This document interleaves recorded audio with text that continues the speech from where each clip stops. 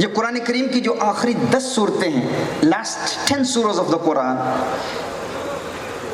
اس کی تفسیر موضوعی، ایک خاص فن ہے تفسیر کا، تفسیر موضوعی، تھیمیٹک تفسیر آف دا قرآن، جس میں صورتوں کا ربط بیان کیا جاتا ہے موضوعات کے اعتبار سے، اور آپس میں صورتوں کی کورلیشن کیا ہے، ارتباط کیا ہے، لنک کیا ہے، تعلق کیا ہے، اس کا ذکر ہوتا ہے۔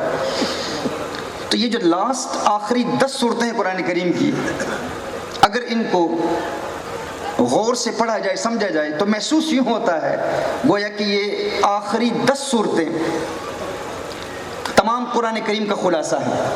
قرآن کے تمام مضامین، تمام عنوان جو ہیں، ان کا اشارہ ان آخری 10 صورتوں میں ہمیں ملتا ہے۔ اور وہ 10 صورتیں، ان کا آغاز کہاں سے ہوتا ہے؟ سورہ فیل سے ہوتا ہے، الم تر کیف فعل ربک باصحاب الفیل۔ اور ان 10 صورتوں میں سے جو پہلی 7 صورتیں ہیں، ان میں حضور اکرم صلی اللہ علیہ وآلہ وسلم کی مکمل سیرت کا ذکر ہے، یعنی سیرت مصطفیٰ صلی اللہ علیہ وآلہ وسلم کا ذکر گویا کہ سورہ فیل سے اس کا آغاز ہوتا ہے۔ اور یہ 7 صورتیں، یعنی آخری 10 صورتوں میں سے جو پہلی 7 صورتیں ہیں، یہ سیرت مصطفیٰ صلی اللہ علیہ وسلم کے متعلق ہے۔ اور آخری 3 صورتیں جو ہیں، سورۃ التوحید ہے، جسے سورہ اخلاص بھی کہتے ہیں، سورہ مکشکشہ بھی کہتے ہیں، سورۃ النور بھی کہتے ہیں، سورۃ البراءہ بھی کہتے ہیں، قل هو اللہ احد، یہاں سے توحید کا ذکر ہوتا ہے۔ اور اللہ الصمد، اس کی تفسیر ہے قل اعوذ برب الفلق اور قل اعوذ برب الناس، یعنی اللہ بے نیاز ہے، اللہ کو کسی کی حاجت نہیں، سب اس کی حاجت مند ہیں۔ اور جب ہم اس سے مدد طلب کرتے ہیں تو ہم کہتے ہیں یا اللہ ہم تیری پناہ میں آتے ہیں، تو ہمارا مددگار ہے۔ قل اعوذ برب الفلق اور قل اعوذ برب الناس، گویا کہ الصمد کے آگے مزید تفسیر ان 2 صورتوں میں ہے۔ تو یہ آخری 3 صورتیں یہ توحید کے متعلق ہیں، یعنی پورے قرآن کا جو خلاصہ ہے آخری 10 صورتوں میں ہے، اور ان 10 صورتوں میں جو پہلی 7 ہیں وہ سیرت کے متعلق ہیں، اور جو آخری 3 ہیں وہ توحید کے متعلق ہیں۔ اس میں بھی ایک اشارہ ہے کہ سیرت کا ذکر پہلے ہے، توحید کا ذکر بعد میں، کیونکہ عقلی دلائل کے ذریعے، ریشنل پروفز کے ذریعے اللہ جل وعلا کے وجود کو سمجھا جا سکتا ہے۔ عقل صحیح بھی ایک دلیل ہے اللہ کے وجود کے لیے، لیکن توحید کی حقیقت تک رسائی حاصل کرنا یہ حضور اکرم صلی اللہ علیہ وسلم کے وسیلے کے بغیر ممکن نہیں ہے۔ حضور کا قرب حاصل کریں گے تو اللہ کا قرب ملے گا۔ آج ایتھیزم کا فتنہ بڑی تیزی سے پھیل رہا ہے دنیا میں، الحاد کا فتنہ، اور مسلم ممالک میں پھیل رہا ہے، جب ہمارے نوجوان مسلمان کہتے ہیں کہ ہم اللہ کے وجود کو نہیں مانتے علیاذ باللہ، تو ہم کہتے ہیں، اور کچھ لوگ تو اتنی رعونت سے کہتے ہیں کہ اللہ ہے تو دکھاؤ، جب تک دیکھیں گے نہیں اس وقت تک مانیں گے نہیں، اور اگر قریب ہے، شہرک سے بھی زیادہ قریب ہے، تو بتاؤ پھر نظر کیوں نہیں آتا؟ تو ایک اصول میں بہت آسان الفاظ میں بیان کرتا ہوں کہ غایت قرب غایت خفا کا سبب ہوتی ہے۔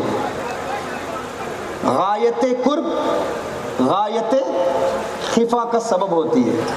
جو چیز انسان سے جتنی قریب ہو اتنی ہی اس کی نگاہوں سے دور ہوتی چلی جاتی ہے۔ کہا جاتا ہے اگر اللہ شہرگ سے بھی زیادہ قریب ہے تو نظر کیوں نہیں آتا؟ جو چیز قریب ہے وہ نظر آتی ہے، تو اللہ اگر تمہاری شہرگ سے بھی زیادہ قریب ہے، قرآن کہتا ہے، تو پھر دکھاؤ نظر کیوں نہیں آتا؟ تو یہ اصول یاد رکھیں، جو چیز انسان سے جتنی قریب ہو اتنی ہی اس کی نگاہوں سے اوجل ہوتی چلی جاتی ہے۔ مثال کے طور پر یہ میری انگلی ہے، میں اس کو دیکھ رہا ہوں، یہ قریب ہے اب بھی نظر آ رہی ہے، قریب ہے اب بھی نظر آ رہی ہے، اور قریب ہے اب ذرا دھندلی سی نظر آ رہی ہے، اور قریب ہے اب بالکل نظر نہیں آ رہی۔ یعنی جو چیز انسان کے جتنے قریب ہو اتنی ہی اس کی نگاہوں سے غائب ہوتی چلی جاتی ہے۔ مثال کے طور پر انسان کی آنکھیں انسان کے ماتھے کے بہت قریب ہیں، جو کہتا ہے جب تک دیکھوں گا نہیں اس وقت تک مانوں گا نہیں۔ ان سے ہم سوال کرتے ہیں کہ بتاؤ کیا تمہاری آنکھیں ہیں؟ آنکھوں کا وجود ہے؟ ہر ایک شخص کہتا ہے ہم آنکھوں کو مانتے ہیں، ہماری آنکھیں ہیں۔ بھائی اگر آنکھیں ہیں تو کیا تم نے اپنی آنکھوں کو کبھی دیکھا ہے؟ کیا کسی نے کبھی اپنی آنکھوں کو دیکھا ہے؟ کیا کوئی کہہ سکتا ہے کہ میں نے اپنی آنکھوں کو دیکھا ہے؟ اگر دیکھا ہے، اگر کوئی یہ دعویٰ کرتا ہے کہ میں نے اپنی آنکھوں کو دیکھا ہے، تو میں اس سے پوچھنا چاہوں گا، بتا تو نے اپنی ان آنکھوں کو کیسے دیکھا ہے؟ کہا میں نے خود تو نہیں دیکھا، لیکن کسی دیکھنے والے نے بتایا ہے تیری آنکھیں ہیں، تو اس کے بتانے پر میں نے اعتماد کر لیا۔ کسی دیکھنے والے نے، کسی اہل نظر نے بتایا ہے کہ تیری نظر ہے، تیری نگاہ ہے، تو دیکھ سکتا ہے، تو اس کی بات پر اعتماد کرتے ہوئے، یقین کرتے ہوئے میں نے تسلیم کر لیا میری آنکھیں ہیں، میں نے خود تو نہیں دیکھا آنکھوں کو۔ اچھا اس سے یہ پوچھیں کہ جس نے تیری آنکھوں کو دیکھا ہے اور اس نے بتایا کہ تیری آنکھیں ہیں، اس نے تیری آنکھوں کو اپنی کن آنکھوں کے ساتھ دیکھا تھا؟ جس نے تجھے بتایا کہ تیری آنکھیں ہیں، اس نے تیری آنکھوں کو اپنی کن آنکھوں سے دیکھا تھا؟ اس نے بھی تیری آنکھوں کو اپنی انہی آنکھوں سے دیکھا تھا جن آنکھوں کو اس نے بھی کبھی نہیں دیکھا تھا۔ بھائی میں سپیچ ختم کر دوں گا اگر آپ نے لائیو کیا تو، میں اٹھ کے چلا جاؤں گا۔ لائیو بھی کوئی نہ کرے اور بات بھی کوئی نہ کرے، توجہ سے سماعت فرمائیں۔ ایک شخص کہتا ہے کہ میں نے اپنی آنکھوں کے وجود کو مانا۔ کیوں؟ تو نے دیکھا ہے اپنی آنکھوں کو؟ میں نے نہیں دیکھا۔ تو کیوں مانتا ہے؟ کہا کسی دیکھنے والے نے بتایا۔ تو اس سے پوچھ لے اس نے تیری آنکھوں کو کن آنکھوں سے دیکھا ہے؟ اس نے بھی اپنی ان آنکھوں سے دیکھا ہے جن آنکھوں کو اس نے بھی کبھی نہیں دیکھا تھا۔ تو نے ایک اندھے کی بات پہ یقین کر لیا، اس نے بھی اپنی آنکھوں کو نہیں دیکھا، تو نے اس کی بات کو مان لیا کہ تیری آنکھیں ہیں۔ ایک شخص کہتا ہے میں نے اپنی آنکھوں کو دیکھا۔ میں نے کہا اچھا تو نے کیسے دیکھا؟ ہوتے ہیں نا بڑے علم کے مدعی، بڑے علم کے ترم خان، وہ کہتے ہیں میں نے اپنی آنکھوں کو دیکھا۔ میں نے کہا تو نے اپنی آنکھوں کو کیسے دیکھا؟ کہا میں نے اپنی آنکھوں کو آئینے میں دیکھا ہے۔ کہاں دیکھا ہے؟ آئینے میں دیکھا ہے۔ تو میں نے پوچھا اچھا تو نے اپنی آنکھوں کو آئینے میں دیکھا ہے تو بتا تو نے اپنی آنکھوں کو آئینے میں اگر دیکھا ہے تو آئینے میں تیری جو آنکھیں تو نے دیکھی ہیں انہیں کن آنکھوں کے ساتھ دیکھا تھا؟ کن آنکھوں کے ساتھ دیکھا تھا؟ اگر تو نے اپنی آنکھوں کو آئینے میں دیکھا ہے تو کن آنکھوں سے دیکھا ہے؟ اگر ان آنکھوں سے دیکھ رہا ہے تو آئینے میں کیا دیکھ رہا تھا؟ وہ آنکھیں تو یہاں ہیں، وہ آنکھیں تو یہاں ہیں، اور اگر یہ آنکھیں آئینے میں چلی گئی ہیں تو پھر کن آنکھوں سے دیکھ رہا تھا؟ وہ تو آئینے میں ہے۔ پتا چلا تو نے آئینے میں اپنی آنکھوں کو نہیں دیکھا، تو نے آئینے میں اپنی آنکھوں کے پرتوں کو دیکھا ہے، اپنی آنکھوں کی ریفلیکشن کو دیکھا ہے، اپنی آنکھوں کی جھلک کو دیکھا ہے۔ آئینے میں تو نے اپنی آنکھوں کو نہیں دیکھا تو میں یہ کہنے میں حق بجانب ہوں کہ جو آنکھیں تیرے جسم کے قریب ہیں، جو آنکھیں تیرے جسم کے قریب ہیں انہیں تو آئینے کے وسیلے کے بغیر نہیں دیکھ سکتا، تو وہ رب جو تیری جان سے قریب ہے اسے وسیلہ مصطفیٰ کے بغیر کیسے دیکھ سکتا ہے؟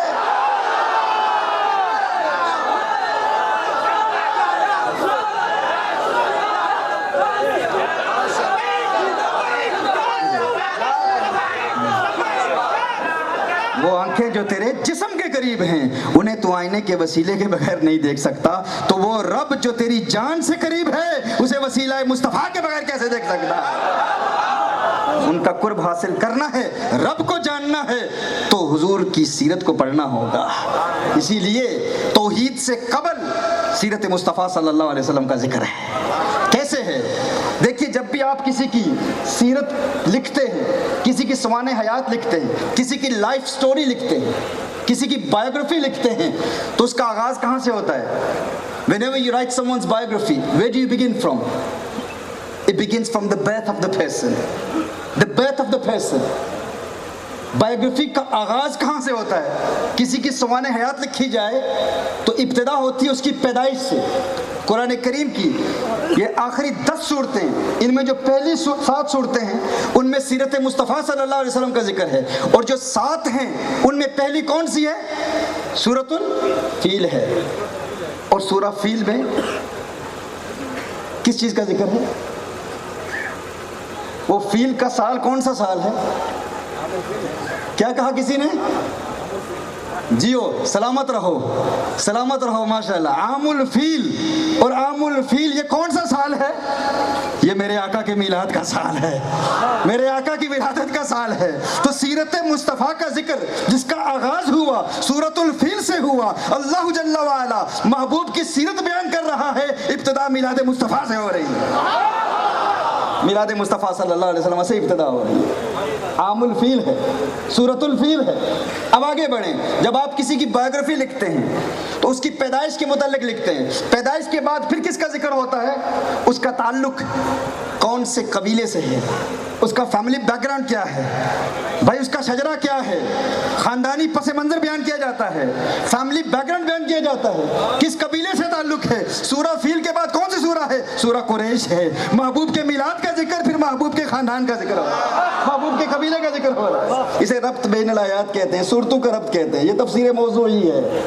اب آگے بڑھیں، آپ خاندانی پس منظر بیان کرنے کے بعد پھر کیا بیان کرتے ہیں؟ پھر بتاتے ہیں کہ کس معاشرے میں، کس ماحول میں ولادت ہوئی، کن لوگوں کی طرف بھیجا گیا، وہ کمیونٹی کیسی تھی، وہ سویلائزیشن کیسی تھی، وہ سوسائٹی کیسی تھی، ان کے پازیٹیو پہلو کیسے تھے، ان میں نیگیٹیوٹی کس حوالے سے تھی، اخلاقی قدریں کیسی تھی، ان کا ماحول کیسا تھا، کیا وہ پختہ لوگ تھے، سچے لوگ تھے، مثبت لوگ تھے یا منفی لوگ تھے۔ تو جس معاشرے میں بھیجا جائے اس معاشرے کے لوگوں کا ذکر ہوتا ہے۔ تو سورہ قریش کے بعد کون سی سورہ ہے؟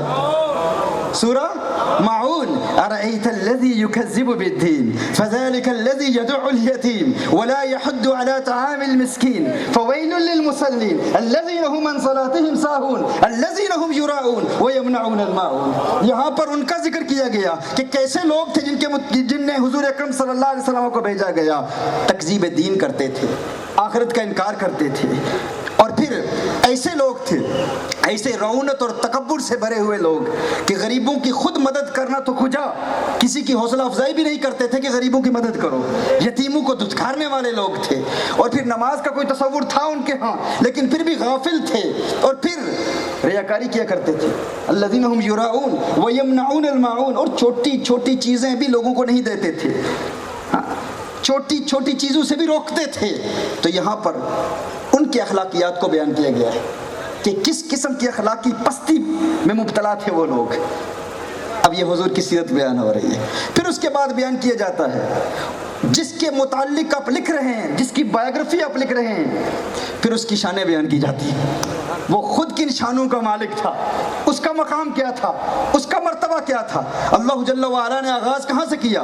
میلاد مصطفیٰ صلی اللہ علیہ وسلم سے، پھر حضور اکرم صلی اللہ علیہ وسلم کے قبیلے کا ذکر، حضور اکرم صلی اللہ علیہ وسلم کی فیملی بیک گراؤنڈ کا ذکر، اور پھر اس کے بعد اللہ جل وعلا ذکر فرماتا ہے ان لوگوں کے متعلق جن کی طرف حضور کو بھیجا گیا، اور پھر اس کے بعد شان مصطفیٰ آتی ہے۔ سورہ ماعون کے فوراً بعد کون سی سورہ ہے؟ انا اعطیناک الکوثر، محبوب ہم نے آپ کو الکوثر عطا کیا۔ فصلی لربک وانحر، محبوب ہر خیر کا کل عطا فرما دیا، کسی خیر کا بعض نہیں عطا فرمایا۔ امام مجاہد کی تفسیر کی روشنی میں الکوثر کا مطلب کیا ہے؟ ای الخیر کلہ، اس پر میں آتا ہوں، واپس اس پر بات ہوگی۔ اور پھر فرمایا فصلی لربک وانحر، محبوب یہ نہ دیکھو کہ تم سے لیا کیا ہے، یہ دیکھو تمہیں دیا کیا ہے۔ چھوٹے بیٹے کا انتقال ہو گیا ہے، ابو لہب خوشیاں منا رہا ہے، جشن منا رہا ہے، لیکن محبوب پریشان ہونے کی ضرورت نہیں ہے۔ یہ نہ دیکھو لیا کیا گیا ہے، یہ دیکھو عطا کیا گیا ہے۔ یہاں پازیٹیوٹی کا میسج ہے کہ اگر زندگی میں آپ پریشان ہوں، کوئی صدمہ پہنچے، پریشان نہیں ہونا۔ یہ نہ دیکھو کہ کن نعمتوں سے محروم ہوا ہوں، یہ دیکھو کہ میرے پاس کون کون سی نعمتیں موجود ہیں۔ یہ سورہ کوثر کا ایک پریکٹیکل میسج ہے۔ قرآن کریم ہماری فقط عقائد کے حوالے سے رہنمائی نہیں کرتا، فقط فقہ کے حوالے سے رہنمائی نہیں کرتا، ہمارے مزاج کی بھی رہنمائی کرتا ہے۔ ایموشنلی بھی ہماری رہنمائی کرتا ہے کہ اپنی زندگی میں پازیٹیوٹی کیسے پیدا کی جائے.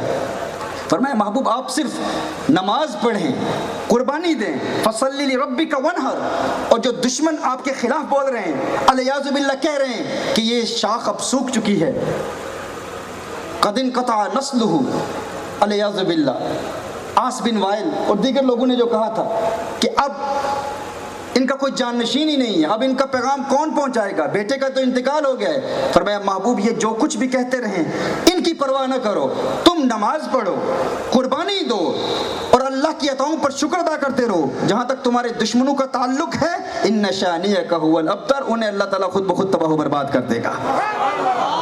اب ابتر کون ہے, یہاں پر ایک کوشچن مارک ہے, ذکر نہیں ہوا کہ ابتر ہیں کون, اس کا جواب آگے والی صورت میں آ گیا. ابتر جو ہر خیر سے محروم رہے گا, ہر خیر سے محروم ہے, وہ ہے کون؟ ذہن میں سوال پیدا ہوتا ہے. اللہ نے فرمایا ان شانئک ھو الابتر, محبوب یہ تیرا دشمن ہے, وہی ابتر ہے, وہی ہر خیر سے محروم ہے, وہ ہے کون؟ یہاں کوشچن مارک ہے, اس کا آگے جواب ہے قل یا ایھا الکافرون. یہاں جواب آ گیا کہ وہ کفار ہیں. تو دیکھیے جب شان بیان کی جاتی ہے, جس کی بایوگرافی لکھی جاتی ہے اس کی شان بیان کی جاتی ہے, شان بیان کرنے کے بعد پھر اس کے دشمنوں کا ذکر آتا ہے کہ اس کے دشمن کون ہیں, کن کے ساتھ مقابلہ ہے. فرمایا قل یا ایھا الکافرون لا اعبد ما تعبدون. یہاں کفار کا ذکر آ گیا. یہاں مکی زندگی کا ذکر مکمل ہوتا ہے. یہ 5 صورتیں مکہ مکرمہ کے متعلق ہیں. اس کے بعد پھر مدنی زندگی کا آغاز آتا ہے.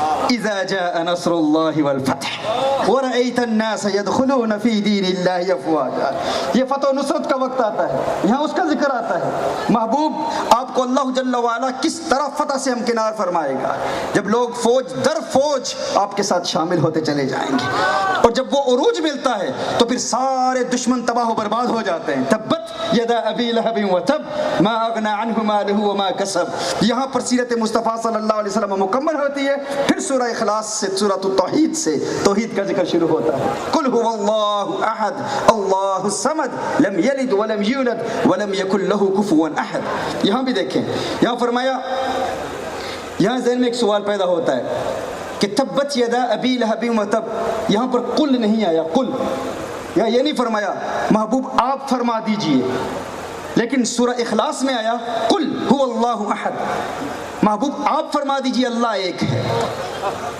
اسی طرح سورہ الکوثر میں بھی قل نہیں آیا, محبوب آپ فرما دیجئے کہ اللہ نے آپ کو الکوثر عطا فرمایا. وہاں یہ نہیں فرمایا محبوب آپ فرما دیجئے, لیکن جب توحید کا ذکر آیا فرمایا محبوب آپ فرما دیجئے. کیوں؟ یہاں قل ہے, سورہ کوثر میں بھی قل نہیں ہے, اور تبت یدا ابی لہب وتب میں بھی قل نہیں ہے, یہ نہیں فرمایا محبوب آپ فرما دیجئے. کیوں؟ اس میں بھی ایک حکمت ہے. اچھا ان کا ربط دیکھیں, کارلیشن دیکھیں, وزن دیکھیں, قرآن کریم کی آیات کا سجع دیکھیں.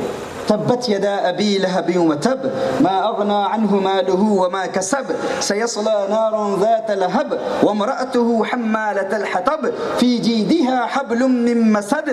قل هو الله احد اللہ الصمد لم یلد ولم یولد ولم یکن لہ کفوا احد. دیکھا نا, وزن ایک ہے, ایک ہی ترتیب ہے.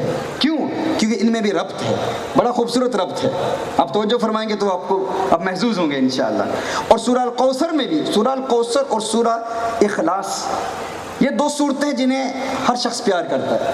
ان کی محبت اللہ جل وعلا نے بچے بچے کے دل میں ڈال دی ہے. ہر شخص جانتا ہے نا سورہ الکوثر, ہر ایک کو آتی ہے, ہمارے بچے بچے کو آتی ہے. سورہ توحید, سورہ اخلاص بچے بچے کو آتی ہے. کیوں؟ ایک تو یہ دیکھیں, سورہ اخلاص میں اللہ کے گستاخوں کا رد ہے, اور سورہ کوثر میں حضور کے گستاخوں کا رد ہے. کیوں؟ سورہ کوثر کا پس منظر کیا ہے؟ گستاخوں نے کہا کہ حضور کا بیٹا نہیں ہے, تو اب نسل کیسے چلے گی؟ ہاں, بیٹا نہیں ہے تو اب نسل کیسے چلے گی؟ جب تک زندہ رہیں گے کچھ لوگ چاہنے والے ساتھ ہوں گے, لیکن اب کوئی جانشین ہی نہیں ہے. کیونکہ عرب کو اپنے بیٹوں پہ بڑا ناز ہوا کرتا تھا, تو وہ کہتے تھے کہ یہ نسل ہماری چلے گی تو بیٹوں کے ذریعے چلے گی. تو اب بیٹے پردہ فرما چکے ہیں. اس بات پر ہم سب کو غور کرنا چاہیے, سوچنا چاہیے کہ بیٹے کا فوت ہو جانا, بچوں کا فوت ہو جانا کس قدر صدمے کا باعث ہوتا ہے. میرے آقا صلی اللہ علیہ وآلہ وسلم کے کتنے بچے ہیں؟ کیا آپ کو علم ہے؟ نہیں، 7 بچے ہیں۔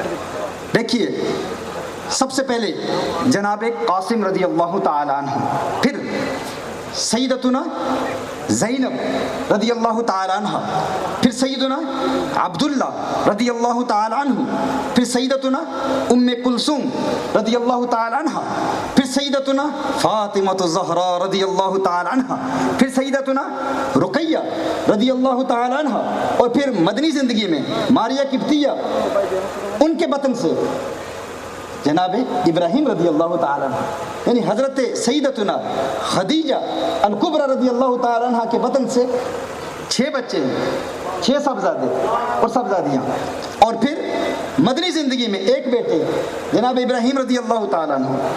اور ہمارے علم میں یہ بات ہونی چاہیے کہ میرے آقا صلی اللہ علیہ وآلہ وسلم نے اپنی زندگی میں جس باپ کا چھوٹا بچہ انتقال کر جائے نا، آپ اس سے پوچھیں، انسان کو عام طور پر اس چیز کی عادت نہیں ہوتی کہ ایک باپ اپنے بیٹے کو اپنے ہاتھوں سے دفنائے۔ عام عادت کیا ہے؟ بچے اپنی والدین کو دفناتے ہیں، والدین بچوں کو نہیں دفناتے۔ لیکن یہ واقعہ میرے آقا صلی اللہ علیہ وسلم کی زندگی میں بار بار پیش آیا، ایک مرتبہ نہیں۔ سیدتنا فاطمہ الزہرا رضی اللہ تعالی عنہ کے علاوہ میرے آقا صلی اللہ علیہ وسلم نے اپنے سارے بچوں کو خود دفنایا ہے، سب کا انتقال میرے آقا کی زندگی میں ہو گیا۔ اور میرے آقا صلی اللہ علیہ وسلم کو کس قدر صدمہ پہنچا ہوگا، اب سوچ سکتے ہیں، اب غور کر سکتے ہیں اس بات پر۔ جن کا بچہ چھوٹا کوئی دنیا سے چلا گیا ہے، اس باپ سے پوچھیں جو اپنے ہاتھ سے اپنے بچے کو قبر میں دفن کرتا ہے، اس وقت اس کے دل پر کیا بیت رہی ہوتی ہے، وہ بات باپ ہی محسوس کر سکتا ہے۔ یہ واقعہ میرے آقا صلی اللہ علیہ وسلم کی زندگی میں بار بار پیش آیا۔ لیکن جب کوئی اپنا فوت ہو جائے نا، تو اس وقت انسان چاہتا ہے کہ کوئی قریبی رشتہ دار ہو، وہ تسلی دے، کوئی غم میں شریک ہو۔ میرے آقا صلی اللہ علیہ وسلم کے دادا کا پہلے سے انتقال ہو گیا، والد کا انتقال ہو گیا، والدہ کا انتقال ہو گیا۔ میرے آقا صلی اللہ علیہ وسلم کی زوجہ سیدتنا خدیجہ الکبریٰ رضی اللہ تعالی عنہ، ان کا بھی انتقال ہو گیا۔ اس وقت جب ایک ننھے شہزادے کا انتقال ہوا تو ابو لہب خوشیاں منا رہا ہے، جشن منا رہا ہے۔ میرے آقا صلی اللہ علیہ وسلم کا گھر کیسے ہے؟ جس طرح ہندو پاک میں ہمارے عام گھر ہوتے ہیں، باہر دروازہ ہوتا ہے، دروازے کے اندر سے آپ داخل ہوتے ہیں تو سامنے صحن ہوتا ہے، اور وہ جو صحن ہوتا ہے اس پر چھت نہیں ہوتی، پھر صحن کے پیچھے کبھی کبھی برآمدہ ہوتا ہے، اور پھر پیچھے کمرے ہوتے ہیں، وہ گویا کہ آپ کی بیڈ رومز ہوتی ہیں، اور جو صحن ہوتا ہے وہ صحن گویا کہ آپ کی بیٹھک ہوتی ہے، اس پہ چھت نہیں ہوتی، تو وہاں پر آپ بیٹھتے ہیں، وہیں آپ کے کھانے کی جگہ بھی ہوتی ہے، کبھی کبھی گرمیوں میں آپ سامنے گھر میں صحن میں بیٹھ کے کھانا بھی کھاتے ہیں، اور کبھی کبھی آپس میں بات چیت بھی وہیں کرتے ہیں، بیٹھک بھی وہیں ہوتی ہے۔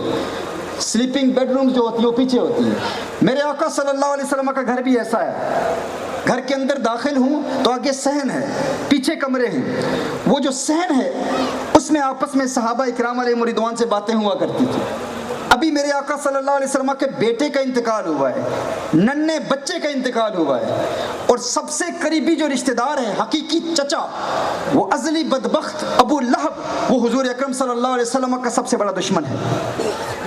اب درمیان میں صرف ایک دیوار ہے، گھر کے درمیان ایک ہی دیوار ہے، ابو لہب کا گھر اور حضور اکرم صلی اللہ علیہ وسلم کا گھر، تو جو باتیں وہاں ہو رہی ہیں وہ آوازیں یہاں پہنچ رہی ہیں، اور جو باتیں یہاں ہو رہی ہیں وہ آوازیں وہاں پہنچ رہی ہیں۔ اب سوچ سکتے ہیں کہ ایک ننھے شہزادے کا انتقال ہوا اور حضور اکرم صلی اللہ علیہ وسلم کا حقیقی چچا اس وقت ایک ننھے بچے کی موت پر جشن منا رہا ہے، اس وقت میرے آقا صلی اللہ علیہ وسلم کے دل پر کیا بیت رہی ہوگی، کتنا بڑا صدمہ پہنچا ہے۔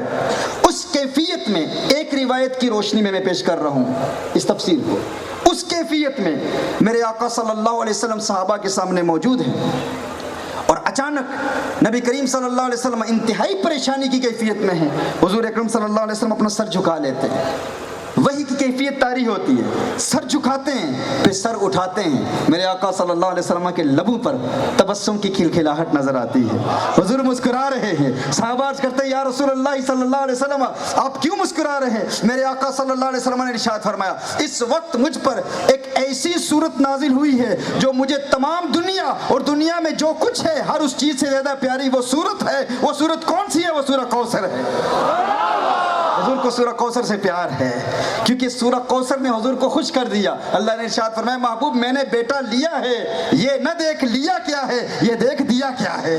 محبوب یہ جسمانی بیٹا ایک لیا ہے لیکن تو دیکھے گا 1400 سال بعد بھی بنگلہ دیش کی گلیوں میں تیرے روحانی فرزند بنگلہ دیش کو چمکائیں گے اور تیری عظمتوں کے ترانے الاپیں گے.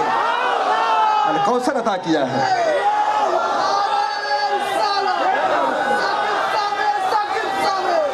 تو محبوب خوش ہو رہے ہیں, مسکرا رہے ہیں. صحابہ حضور کے چہرے پر مسکرا. اسی لیے ہمارے صوفیہ کہتے ہیں اگر آپ ڈپریشن کے مرض میں مبتلا ہیں, انگزائٹی کے شکار ہیں, اعصابی تناؤ یا ذہنی دباؤ کا شکار ہیں, ڈپریشن کے مرض میں مبتلا ہیں, یہاں تک کہ بائی پولر کے مرض میں مبتلا ہیں, تو ایک کام کر لیں, ایک ورد یاد کر لیں, ایک وظیفہ یاد کر لیں. وہ وظیفہ کیا ہے؟ وہ وظیفہ یہی ہے کہ یہ تصور باندھے کہ یہ وہ صورت ہے جس نے حضور کو خوش کر دیا تھا. یہ وہ صورت ہے جب نازل ہوئی تو حضور اکرم صلی اللہ علیہ وسلم کے لبوں پر تبسم کی کھلکھلاہٹ تھی, حضور مسکرا رہے تھے. اس صورت نے حضور کو خوش کر دیا ہے. تو اس صورت کو پڑھیں اور اس صورت کو یاد کریں. کیا سننے آپ میں کیا عرض کر رہا ہوں؟ سین کی بھی صورت ہوتی ہے, صاد سے بھی صورت ہوتی ہے. اس صورت کی تلاوت کریں اور اس صورت کا تصور باندھیں. صورت کا تصور, صورت مصطفیٰ صلی اللہ علیہ وسلم کا تصور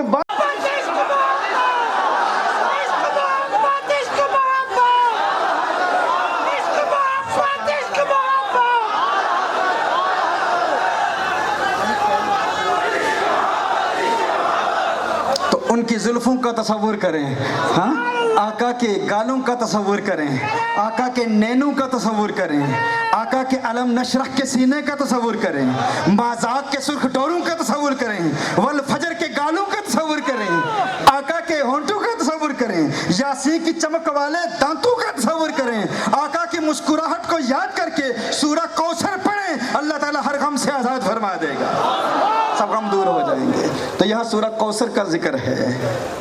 سورہ کوثر کیسے غموں سے آزاد کر دیتی ہے. تو سورہ کوثر کے فوراً بعد سورہ الکافرون ہے, سورہ کوثر کے بعد سورہ الکافرون ہے, پھر اس کے بعد سورہ النصر ہے. یہاں مدنی زندگی کا آغاز, پھر دشمنوں کی تباہی تبت یدا ابی لہب وتب, پھر سورہ اخلاص ہے, پھر یہاں توحید کا ذکر ہے اور توحید کی مکمل وضاحت کہ صرف اللہ سے مدد مانگو. قل اعوذ برب الفلق, حقیقی مددگار ہم اسی کی پناہ میں آتے ہیں, وہ اللہ جل وعلا ہے. قل اعوذ برب الناس, کہ جب اللہ تعالیٰ آپ کو عروج دے, جب انسان کو یقین ہوتا ہے نا, اپنے آقا کی عظمتوں کے ترانے الاپتا ہے, ڈٹ کے ترانے الاپتا ہے, بیان کرتا ہے اللہ نے ہمارے آقا کو سب کچھ عطا فرمایا. جب آقا پر اللہ کی عطاؤں کا یقین ہوتا ہے, آقا صلی اللہ علیہ وسلم کے اختیارات, آقا صلی اللہ علیہ وسلم کے تصرفات, آقا صلی اللہ علیہ وسلم کی قوت, طاقت اور عظمت کا یقین ہو جاتا ہے اور عظمت کو بیان کرتا ہے, تو پھر اللہ جل وعلا توحید کا پرچم بلند کرتا ہے. تو توحید کا پرچم بلند ہوتا ہے جب غیر مسلم اسلام کے دشمن کی آنکھوں میں آنکھیں ڈال کے کہتا ہے کہ میں کسی سمجھوتے یا کمپرومائزیشن کا شکار نہیں ہوتا.